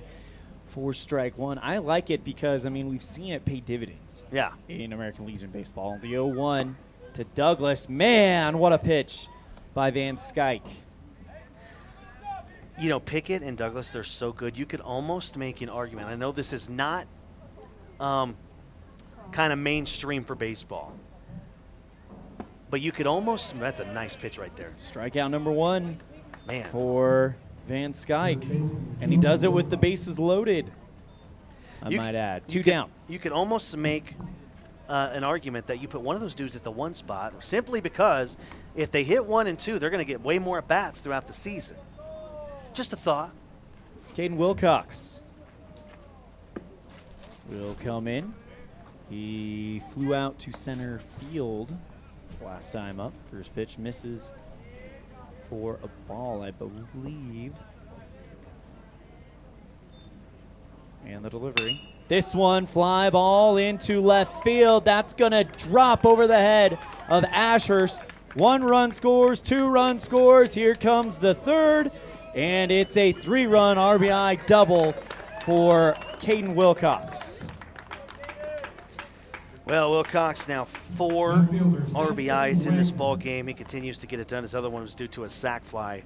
And this Casper offense, they have absolutely exploded. We know that they're a potent, efficacious offense, and they've gotten it done here today after that loss to Gillette last night. Pitch to Samson Wagner, inside zone for strike 1. And this is the least amount of runners that Austin Van Skyke has faced. He came in at a bases-loaded jam. So maybe less runners on the base paths will help him out as he goes 2 quick strikes to Samson Wagner.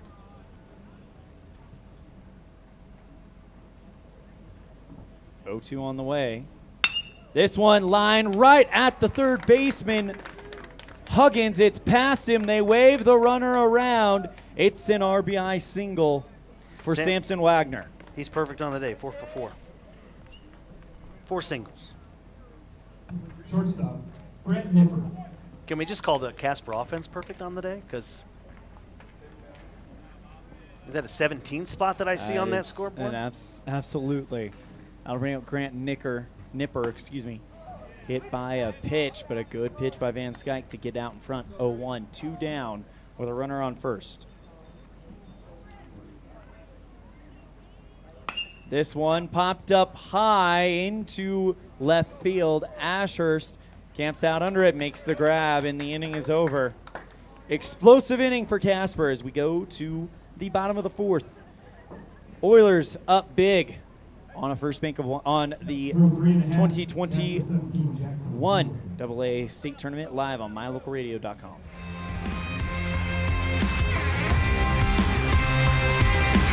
Toronto Valley Federal Credit Union is a not-for-profit financial institution. When you become a member, you are an owner of the credit union.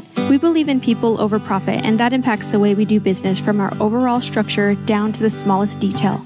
Our philosophy sets us apart, and we're here for you. Earn more with our high-yield checking account, start a savings goal, check out our competitive loans, and much more. Become a member today. We're a caring partner dedicated to your financial success. Member NCUA.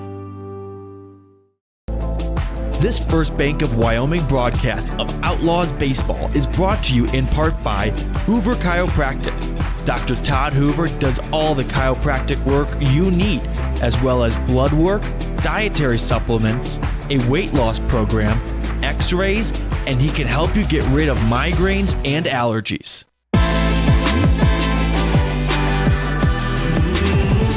A statement game for the Oilers. And the statement is, we are here for it all. We may have lost in extra innings, but they have come out and exploded onto the scoreboard with 2 runs in the first, 4 in the second and third, and a 7 on the scoreboard next to the 4th. Shane Taggart back out for inning number 2 of work. He'll face Stephen Ashurst, who flew out to right field last time up. Well, they had to go 8 innings last night, and they're going to shorten this one. Pitch away from Ashurst, ball 1. The run rule is 10 after 5. Jackson will have to score 8 to stay alive. Ashurst fly ball into right field. It drops, and Ashurst hustling for extra bases, rolls to the track. Ashurst headed for third. The throw from right field is going to go way high, but I tell you what, Shane Taggart makes a smart play going out over by the Jackson dugout and fields the throw as it comes in wild, holding the runner at third, but a leadoff triple by Steven Ashurst. Man, oh man, Ashurst got a hold of that one. It was a pitch, thigh high, and he took it where it was going because it kind of tailed in on him. And when that thing tails in on you, you got to pull that baseball. Exactly what he did. I'll bring up Alex Nissenberg with a runner in scoring position. A lot of times when those balls do that, they'll tail in. Guys won't adjust to it and really turn those hips to pull the baseball. The pitch from Taggart, swing and a miss for strike one. You know, Chris, I've noticed we've seen a lot of balls go over outfielders' heads at this tournament. Do you think it's possible that with how deep the outfield is, a lot of teams are thinking, oh, they're not going to hit that deep? Yeah, they've been playing medium to shallow this whole tournament. Ground ball to Wilcox, throw over to third. They'll trade first. They'll trade the out for the run, and Jackson gets on the board. Still got a long way to go if you're going to force a sixth inning if you are the Giants, but it's a start. RBI will go to Nissenberg. That'll bring up Bridger Hammond, his first at-bat of the game. Hammond, the right-handed batter. And the pitch. Outside and away from the righty, ball one. Well, looking at the rest of this tournament, Elin, this thing is going to be interesting. You still got Cheyenne Sheridan. You still got Gillette Laramie. You can catch it all on mylocalradio.com. Blooper in no man's land. It's a Texas single into right field for Bridger Hammond. So why do they call it a Texas single, Elin? I don't know. I just heard it called that. So I don't know, but I don't. Yeah. Well, I know, but I don't think they do. I've heard it called that way, like a Texas looper, or just kind of into no man's land. I don't know. It's better than your tutu thing.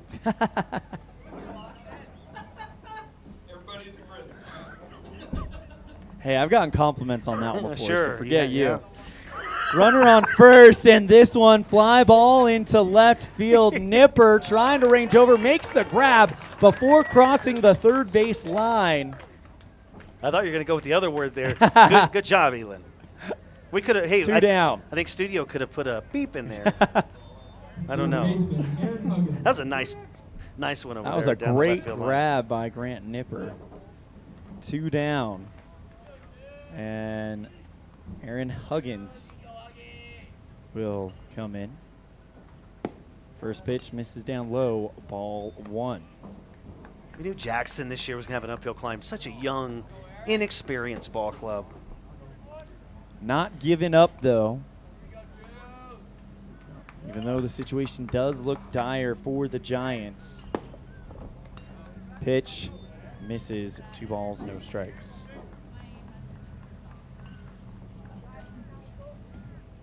I want to thank everybody for tuning in on mylocalradio.com. Again, every game of the 2021 AA State Tournament brought to you by the Wyoming Seatbelt Coalition. They remind you to buckle up for life. Wyoming, every ride, every time. And this one taken for a ride. But Pickett makes a few steps back and puts it away. That's 3 down.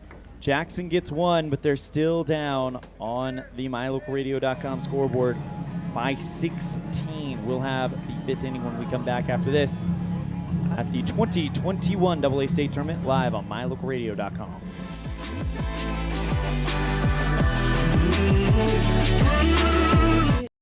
When you lose a tooth? Put it under your pillow. Under my pillow. Like a treasure chest so you could put it in. Why do you do that? Because then the tooth fairy comes. For the tooth fairy. So the tooth fairy can come get them.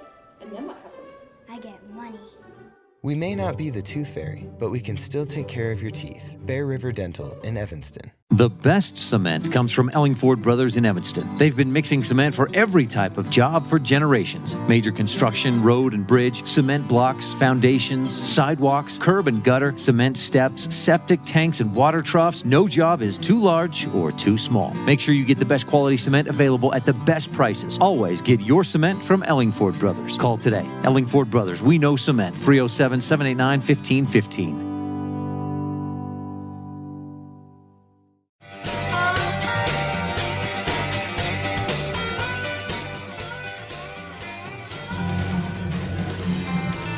13-1 ball game. Casper has the lead.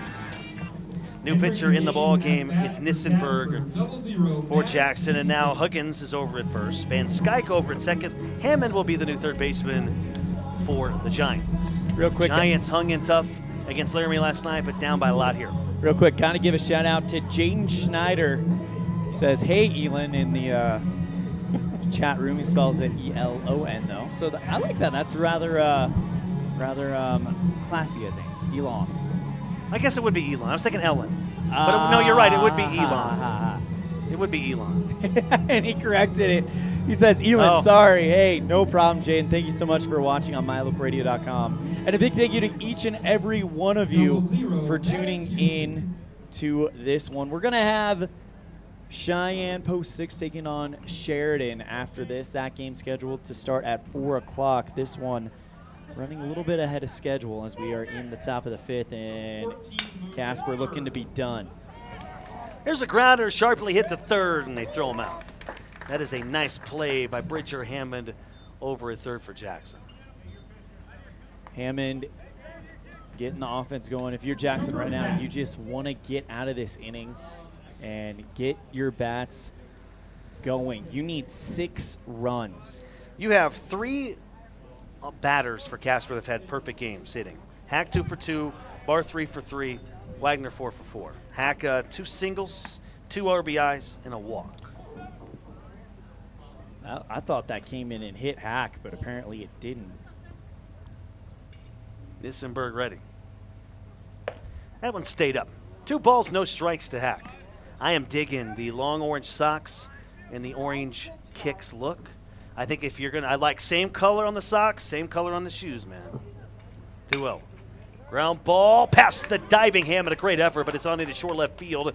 Ash Hertz will pick it up, and on into first is Cooper. Hack 3 for 3 in this game. Hack getting it done. Well, he's not the only one getting it done. We talk about perfect game. Braden Barr, 3 for 3 with 5 RBIs. Caden Wilcox is looking very, very good. Samson Wagner looks very good. I mean, it's from top to bottom. The Oilers came here to make a statement. And they've done just that. I mean, they're up by 16 here. That one falls in for a strike. Just above the knees, it is 0-1.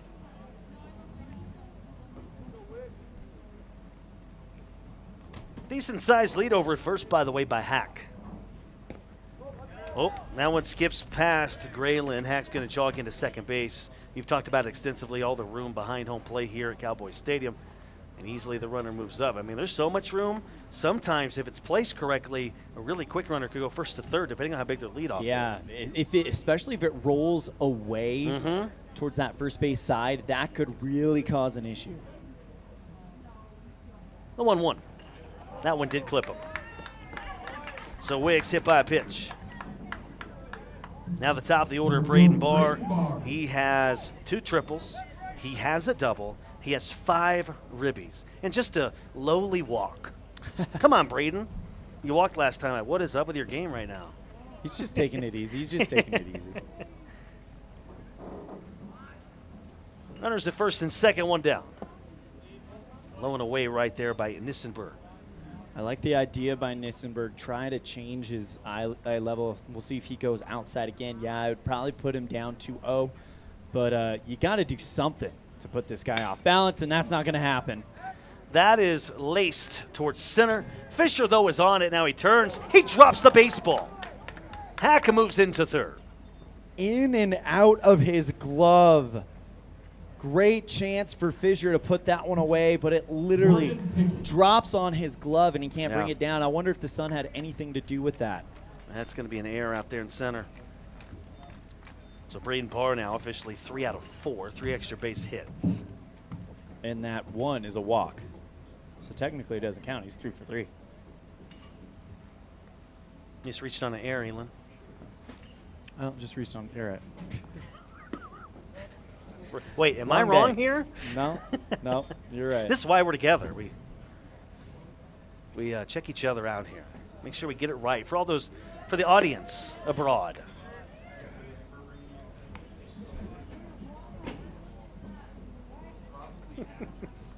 Now, if that would have dropped, you'd be correct.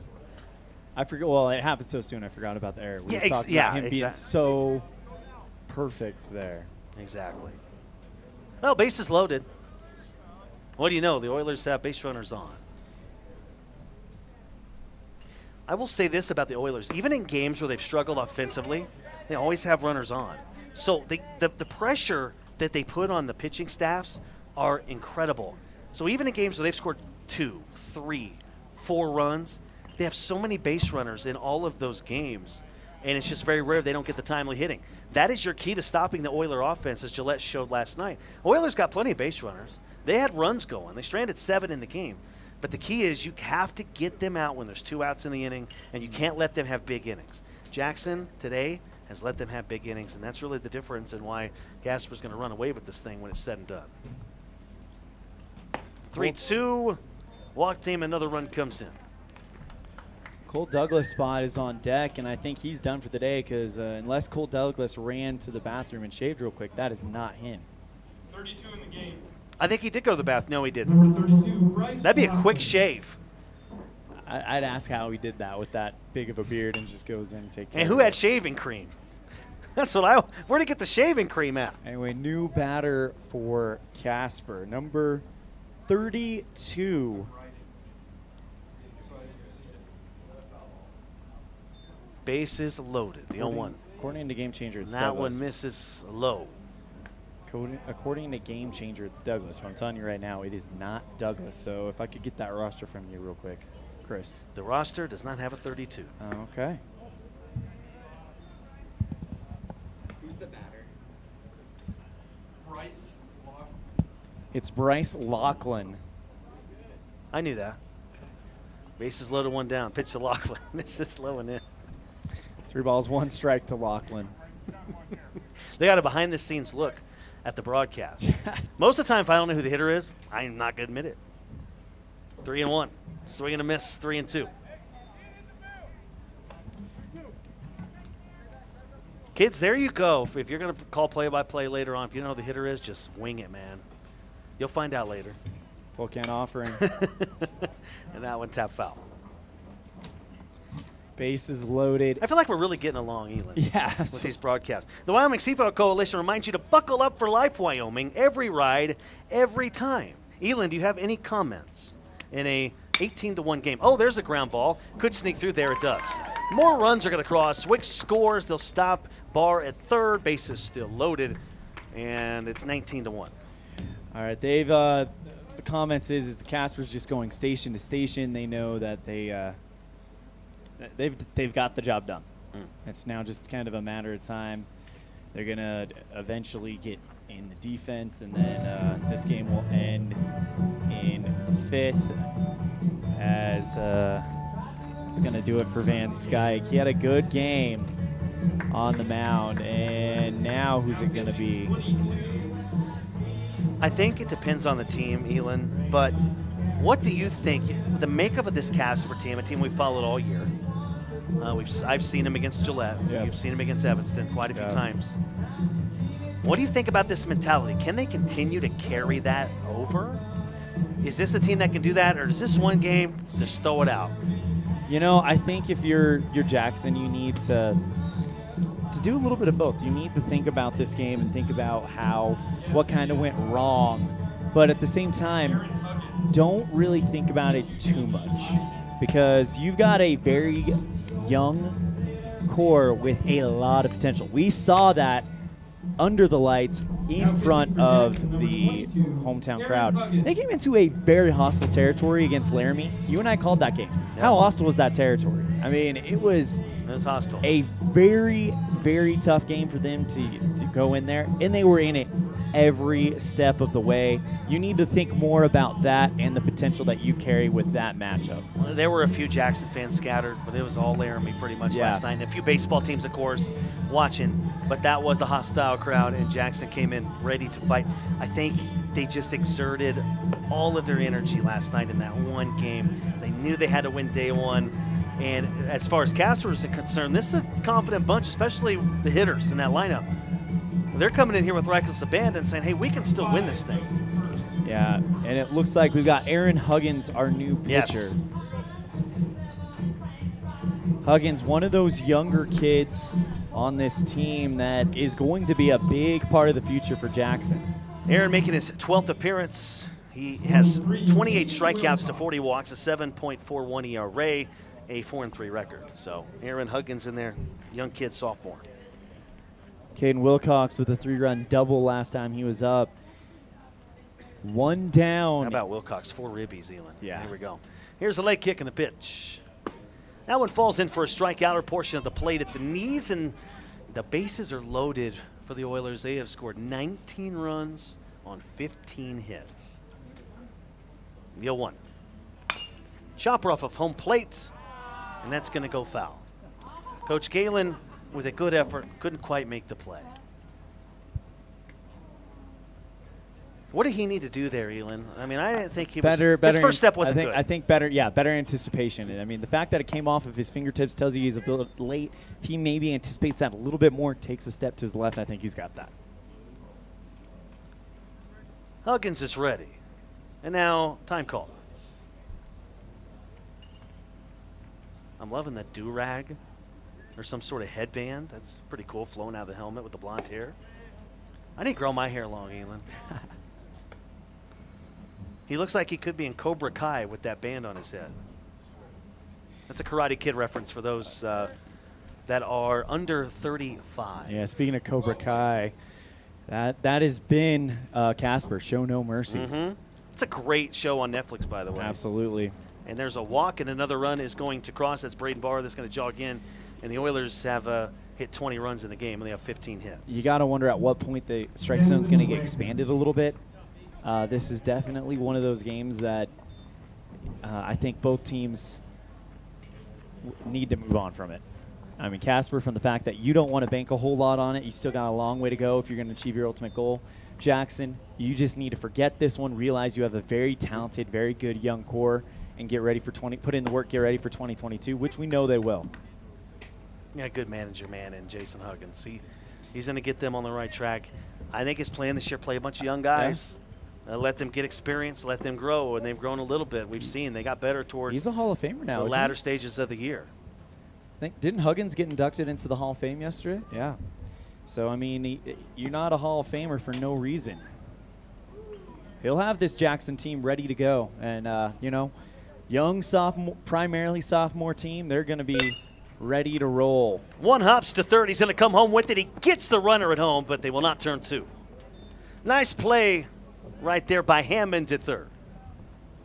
Yeah, Hammond makes it pretty easy, bases loaded. Just throw the ball home, have Graylin step on the plate, get that second out. It's a 5-2 fielder's choice.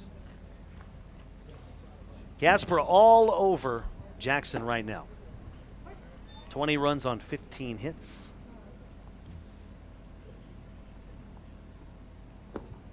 Jackson a run on 4 hits. We're live here at Cowboy Stadium in Laramie, mylocalradio.com. We will have more state baseball for you, more postseason baseball for you all evening here at Cowboy Stadium. Still 2 more games left. It's going to be good. You don't want to miss it. That pitch is high and tight. Watch out. 3 balls and a strike to count. Huggins ready. The low leg kick, the 3-1. Swing and a miss. The count goes full at 3-2. Nice movement on that pitch from Huggins. I would not be shocked if he comes back to that 3-2. Here we go. Went with the hard stuff. That's going to be fouled off opposite side over the brown and yellow bleachers here at Cowboy Stadium. A number I have not seen yet for Casper on the on-deck circle, 00. Slow roller down the line, across the chalk, and foul. Continue, Elin. So we probably have a pinch hitter coming in on deck. He hit at the beginning of this game.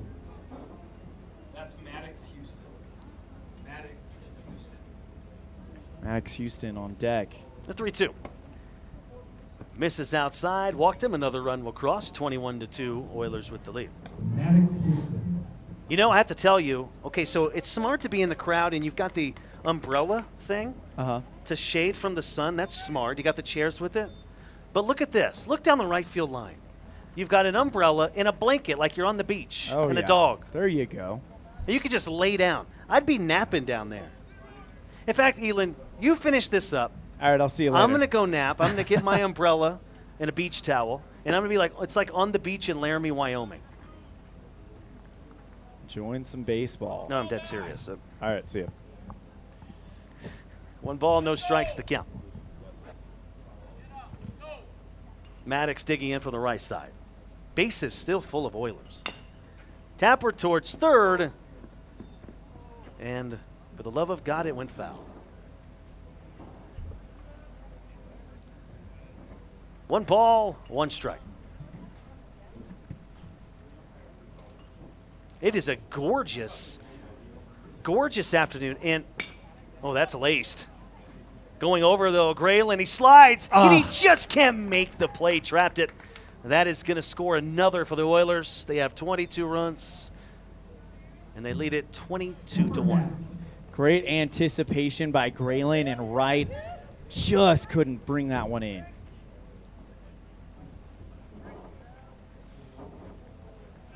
This Oiler offense, man, good as advertised in this one. And, you know, I tell you what, if you're looking further for state, it's so key, I think, for Casper to get those 2 runs in the first. Elin, I think they needed to get those 2 runs. They got everything going. That one misses away. 2 balls, no strikes, the count.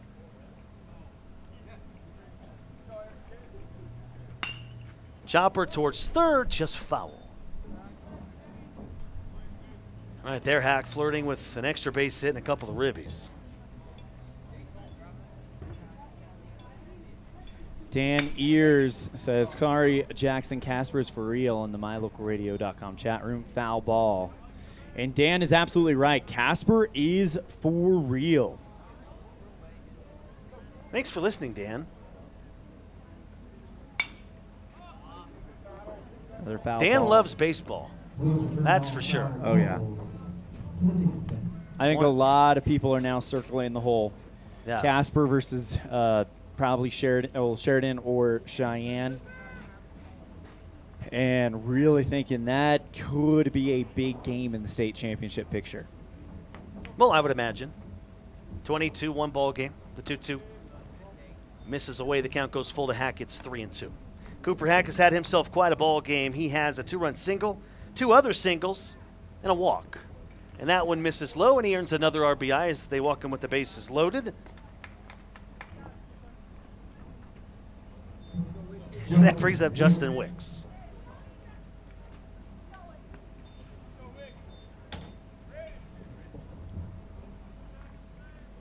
Base is still loaded as the Oilers have runners at all bags, and this inning has gone 27 minutes.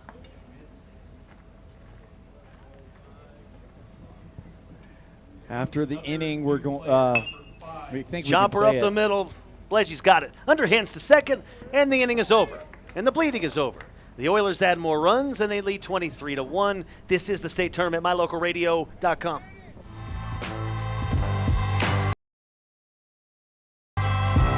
There's a reason Rocky Mountain Yeti is Southwest Wyoming's #1 dealer. Come in and see what all the buzz is about. Voted Best of Evanston by you. Best of Evanston in new car sales, used car sales, and Best of Evanston in service. We have the best selection of inventory in town, paired with our legendary 20-year, 200,000-mile warranty. Come see us today at one of our 2 locations, 100 Wasatch Road or Yeti on 3rd next to Walmart. Let us help get you on your next adventure today. Rocky Mountain Yeti, legend driven.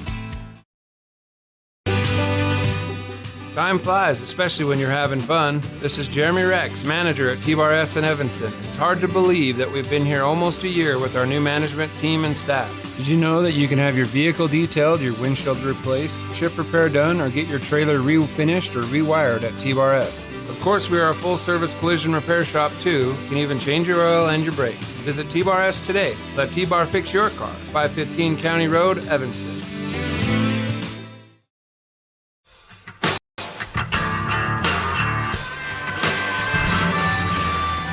Casper with the chance here to close this thing out and win in run rule fashion as they have a 23-1 lead. Cooper Hack is the new pitcher for the Oilers. And I tell you what, man, the weather has been absolutely gorgeous for the entire state tournament. Later in the week, though, we do have some chances of some thunderstorms, but the chances are low. I did look at that forecast, Elon. Yep. Doing my due diligence. I was in the weather room, and you got the high pressure and the low pressure system, and they meet, and there's a 20% chance of a storm tomorrow during the state tournament. You won't get that analysis anywhere else, except the Weather Channel, all the local channels around, and all that. But they don't get it from you on those other places. Well, that's what I'm thinking. Hey, want to remind everybody we got the Buckle Up for Wyoming post-game show right after this game. And with Colin, man. Colin's balling. I love what you guys have done with this. Seriously, absolutely love it. Anyway, I'm interested to see what Cullen has to say about this game.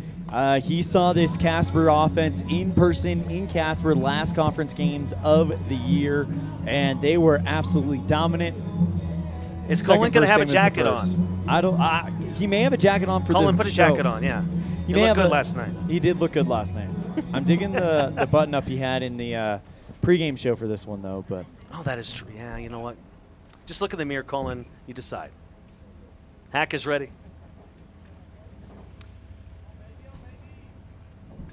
In the bottom of the fifth inning, Casper trying to close this thing out early, innings-wise early. First pitch low at the dirt. It is 1-0. That last inning lasted 29 minutes as the Oilers just kept scoring runs. Jackson's going to need 13 to extend it. I'm glad you did the math because I was counting on my fingers and I don't have enough. Actually, they need 14 to pull it within 10. So I'm glad you guys are here. Thank you. They need 14 runs. Come on, Elin. At least you tried, Elin. I was just like, nah. 23-1's the score. Hack is 2-1, by the way, 4.14 ERA, 23 2/3 innings pitches, allowed 31 hits, 28 Ks, 14 strikeouts. There's a swing and a miss right there. Hack there, a little velocity. Yeah. Looks like he's wearing Timberlands. It does. Those are the shoes. I said yesterday, it looks like work boots. I'm loving it. The 2-2. I love to. Ooh, and it did. It clipped him. Wow. So that's a hit batter. Parker Bledgy. And Parker Bledgy to the dish, who's 1 out of 2 with the single. And, you know, Jackson, they're going to be done here, but there's Bledgy State Tournament, very good. 4 out of 6.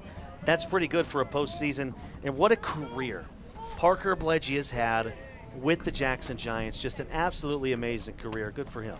Unfortunately, yeah, that is going to be the end of a illustrious career. Wow, he Tried wanted to hack that one.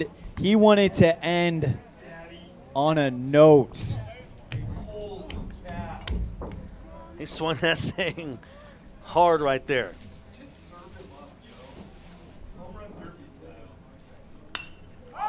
Popped him up. He got under this one.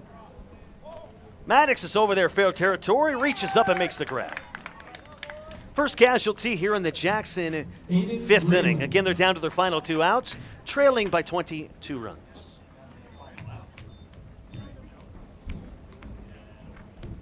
Leadoff man got hit, so. Aiden Grayland digging in. Bledgy more than likely to end this day, 1 out of 3.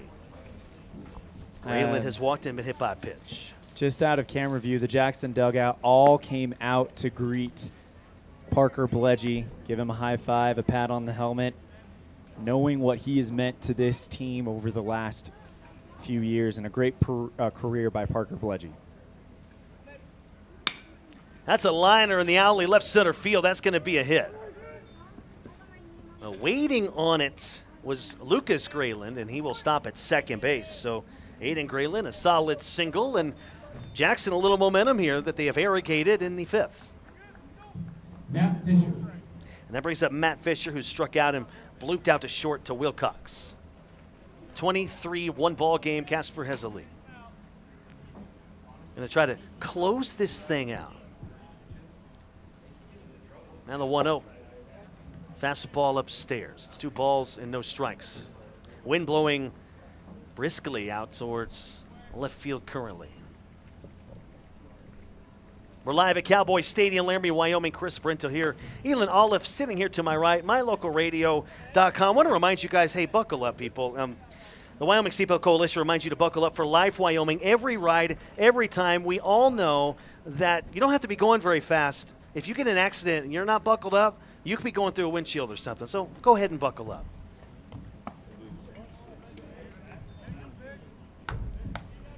Three balls and a strike to count. Giants with 2 on, 1 away. Yeah, Elin, buckle up, man, when you're driving. Come on. The 3-1 pitch. Always do. That is true. I rode with you. You're a terrible driver, but at least you buckle up. I mean, just a god-awful driver is Elin. Actually, I'm way worse, but the count is full at 3-2. He's going to say, forget you again. I just know it. I'm going to do my best Taylor Swift impression and shake that off. Here's a high fastball, swing and a miss. And Jackson down to their final out. And it's the final out of their season. Lefty Steven Ashers comes in, and Casper came out. They set the tone early. Jackson just could not keep up with it. I think they used so much in that emotional game last night. Nipper coming up.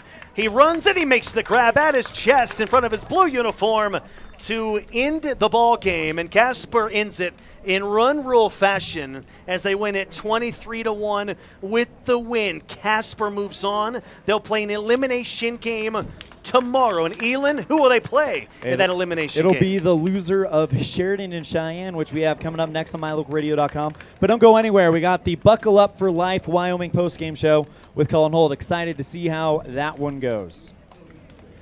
Hey, that was fun. For Chris Brintle here, Elin Olive to my right. It has been a pleasure. Stay tuned. Another ball game coming up shortly at 4. Elin will have it for you. Who's going to be with you? Grant Storbo. Grant Storbo. Yeah, you guys did a nice job yesterday, by the way. I listened. And here in a moment, we're going to send it to the studio, and it's going to be good. Will he have the jacket on? Will he not have the jacket on? That's the suspense right now. Anyway, we'll talk to you guys soon. Join us at 4. Bye.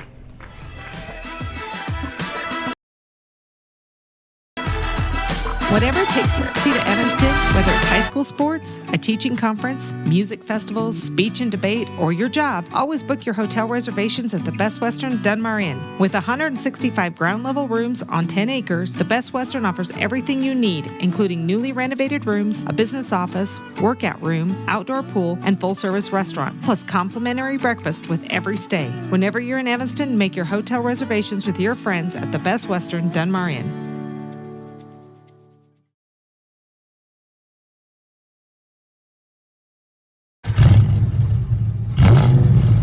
I'm Kendall Roberts with the Wyoming Seatbelt Coalition. Whether your car is a classic car or a new one, buckle up every time. Buckle up for life, Wyoming.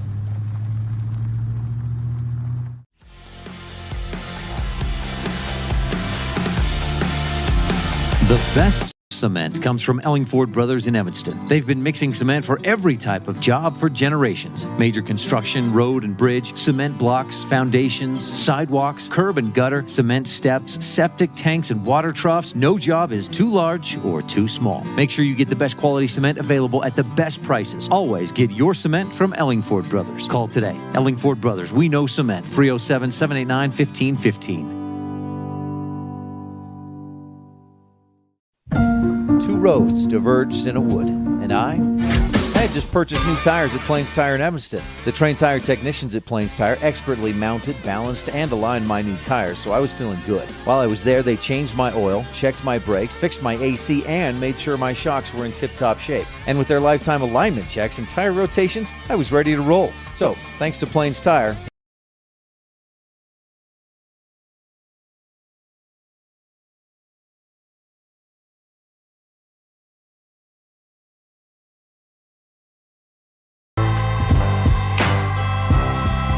Guys out there at Cowboy Field in Laramie from the Union broadcast booth. No jacket. Now, you got to reserve that for some special times like later on tonight when we have the 307 baseball recap show. But we've got a really good game to recap. We've got a ton of highlights to get to. Final score, Natrona County football. Nope, scratch that. That must be, the Casper Oilers 23-1 over Jackson. Big time score. And Casper, that offense, I've seen them a few times. I know just how powerful they can be when they want to be. And boy, did they want it today. They were playing angry against Jackson. Like I said, we've got a lot of highlights to get to from this 23-run performance for Casper. So let's just go right into them. Casper and Jackson, couple of teams that lost close games yesterday. Both of them one-run losses. So both these teams looking to get back on track after a couple of tough defeats on day one and trying to work their way back into the championship bracket. Pick it up in the first inning. This is Pickett at the plate. Let's go to the first inning highlights. And this is where Casper got going. Didn't take him long. Put up a 2-spot in the opening frame. Caden Wilcox also had a sac fly just a little bit later on. And you kind of get the feeling once Casper gets going, that is a just steam engine that is really, really tough to stop. Going on to the second inning now. Braden Barr at the plate. We're going to talk more about him because he had a big day. 2 RBI double. Extra base hits were kind of the name of the game for Casper. They had quite a few of those, including Cole Douglas. How about this home run to bring in a couple for Casper? That is his 7th of the season as he goes yard once again. So after 2, Casper leads at 6-0. Third inning action. Let's go right back to Braden Barr, shall we? 3 RBI triple. Another extra base hit right there. And clears the bases with that one. It is 10-0 at the end of the third. A balk would bring in another run. Not often that you see those. Fourth inning. Cooper Hack getting in on the fun now for Casper. He's got a single, and that'll bring in a couple of runs with a 17-0 lead by the end of this fourth inning. They went in already in position to get the run rule victory. Caden Wilcox, he had a 3 RBI double. He clears the bases. Samson Wagner, he gets in on the action as well with his RBI single. Again, 17-0 after just the top of the fourth. Finally saw the Jackson offense for the first time down in the bottom of the fourth as Nissenberg puts the ball in play and a run comes in to score. Cap into the winner's bracket. And speaking of brackets, let's pull that up right now, see how things are lining up at the moment. Sheridan, Cheyenne, Gillette, Laramie. Those are the 2 games still to come today, 4 o'clock and 7 o'clock. Those are the teams with no losses right now. Go to the losers side. This is where Casper advances. Jackson is eliminated. A huge congratulations to the Giants on a great season. I know Elin mentioned this during the broadcast, but they've got such a good young core, and so I'm excited to see what they're going to do. They played tough with a very good Laramie squad yesterday.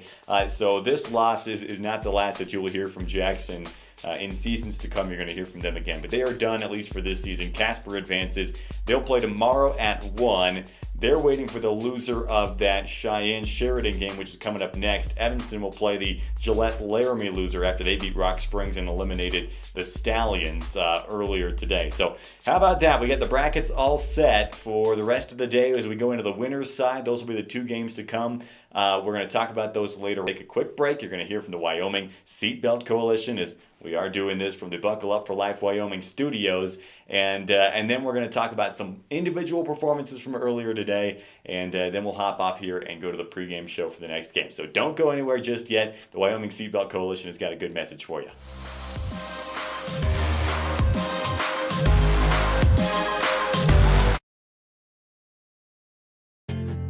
From one corner of the state to the other, over 82% of Wyomingites wear their seatbelts. And to the 18% who don't, we say, let's buckle up for life, Wyoming. The car just started to spin. I could feel the top of the truck hit my head. I could feel the seatbelt hold me in place, and I knew it was doing its job. And I was so thankful for those seatbelts because they held us in. We did not go through that windshield. We did not go out that door. When it spun and flipped, we remained in that vehicle. The most glorious moment of my life ever was to open my eyes and see her face. I like to believe the seatbelt is what saved my mom and I's life. And I just don't understand why somebody wouldn't just take the 3 seconds to just make that small decision to click it. Ever since I came home from the hospital, they put me in a seatbelt, and even now as a new driver, I still remember always to put my seatbelt on. It's such a simple action that you can do that can. But the offense got a lot of the credit. Let's talk a little bit now about the defense and the starting pitcher, Beckham Stowe, for this Oilers squad. He goes 2 innings, strikes out 4, allows just 2 hits. Can we go to the first athlete? Right there we go. Beckham Stowe. And no runs allowed. He pitches a shutout and stays right at 30 pitches as well. That means he could be available again as soon as tomorrow. Scary thought for some of the opponents that will be in the losers bracket over the next couple of games available. Can't not talk about this guy. Braden Barr, he goes 3 for 4.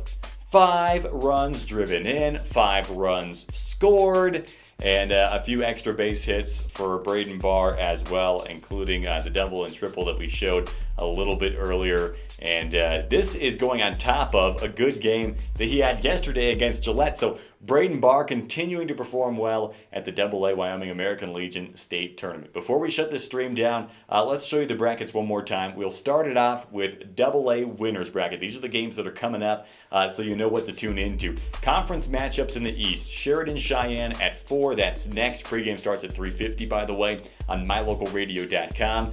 And Gillette Laramie pregame at 6:50 on mylocalradio.com. Couple of really good games already. Losers bracket, Casper advances, Jackson is done, Evanston advances, Rock Springs is done. Casper will get loser of Cheyenne Sheridan, Evanston will get loser of Gillette Laramie. Let's go to the single A real quick just to check in on them.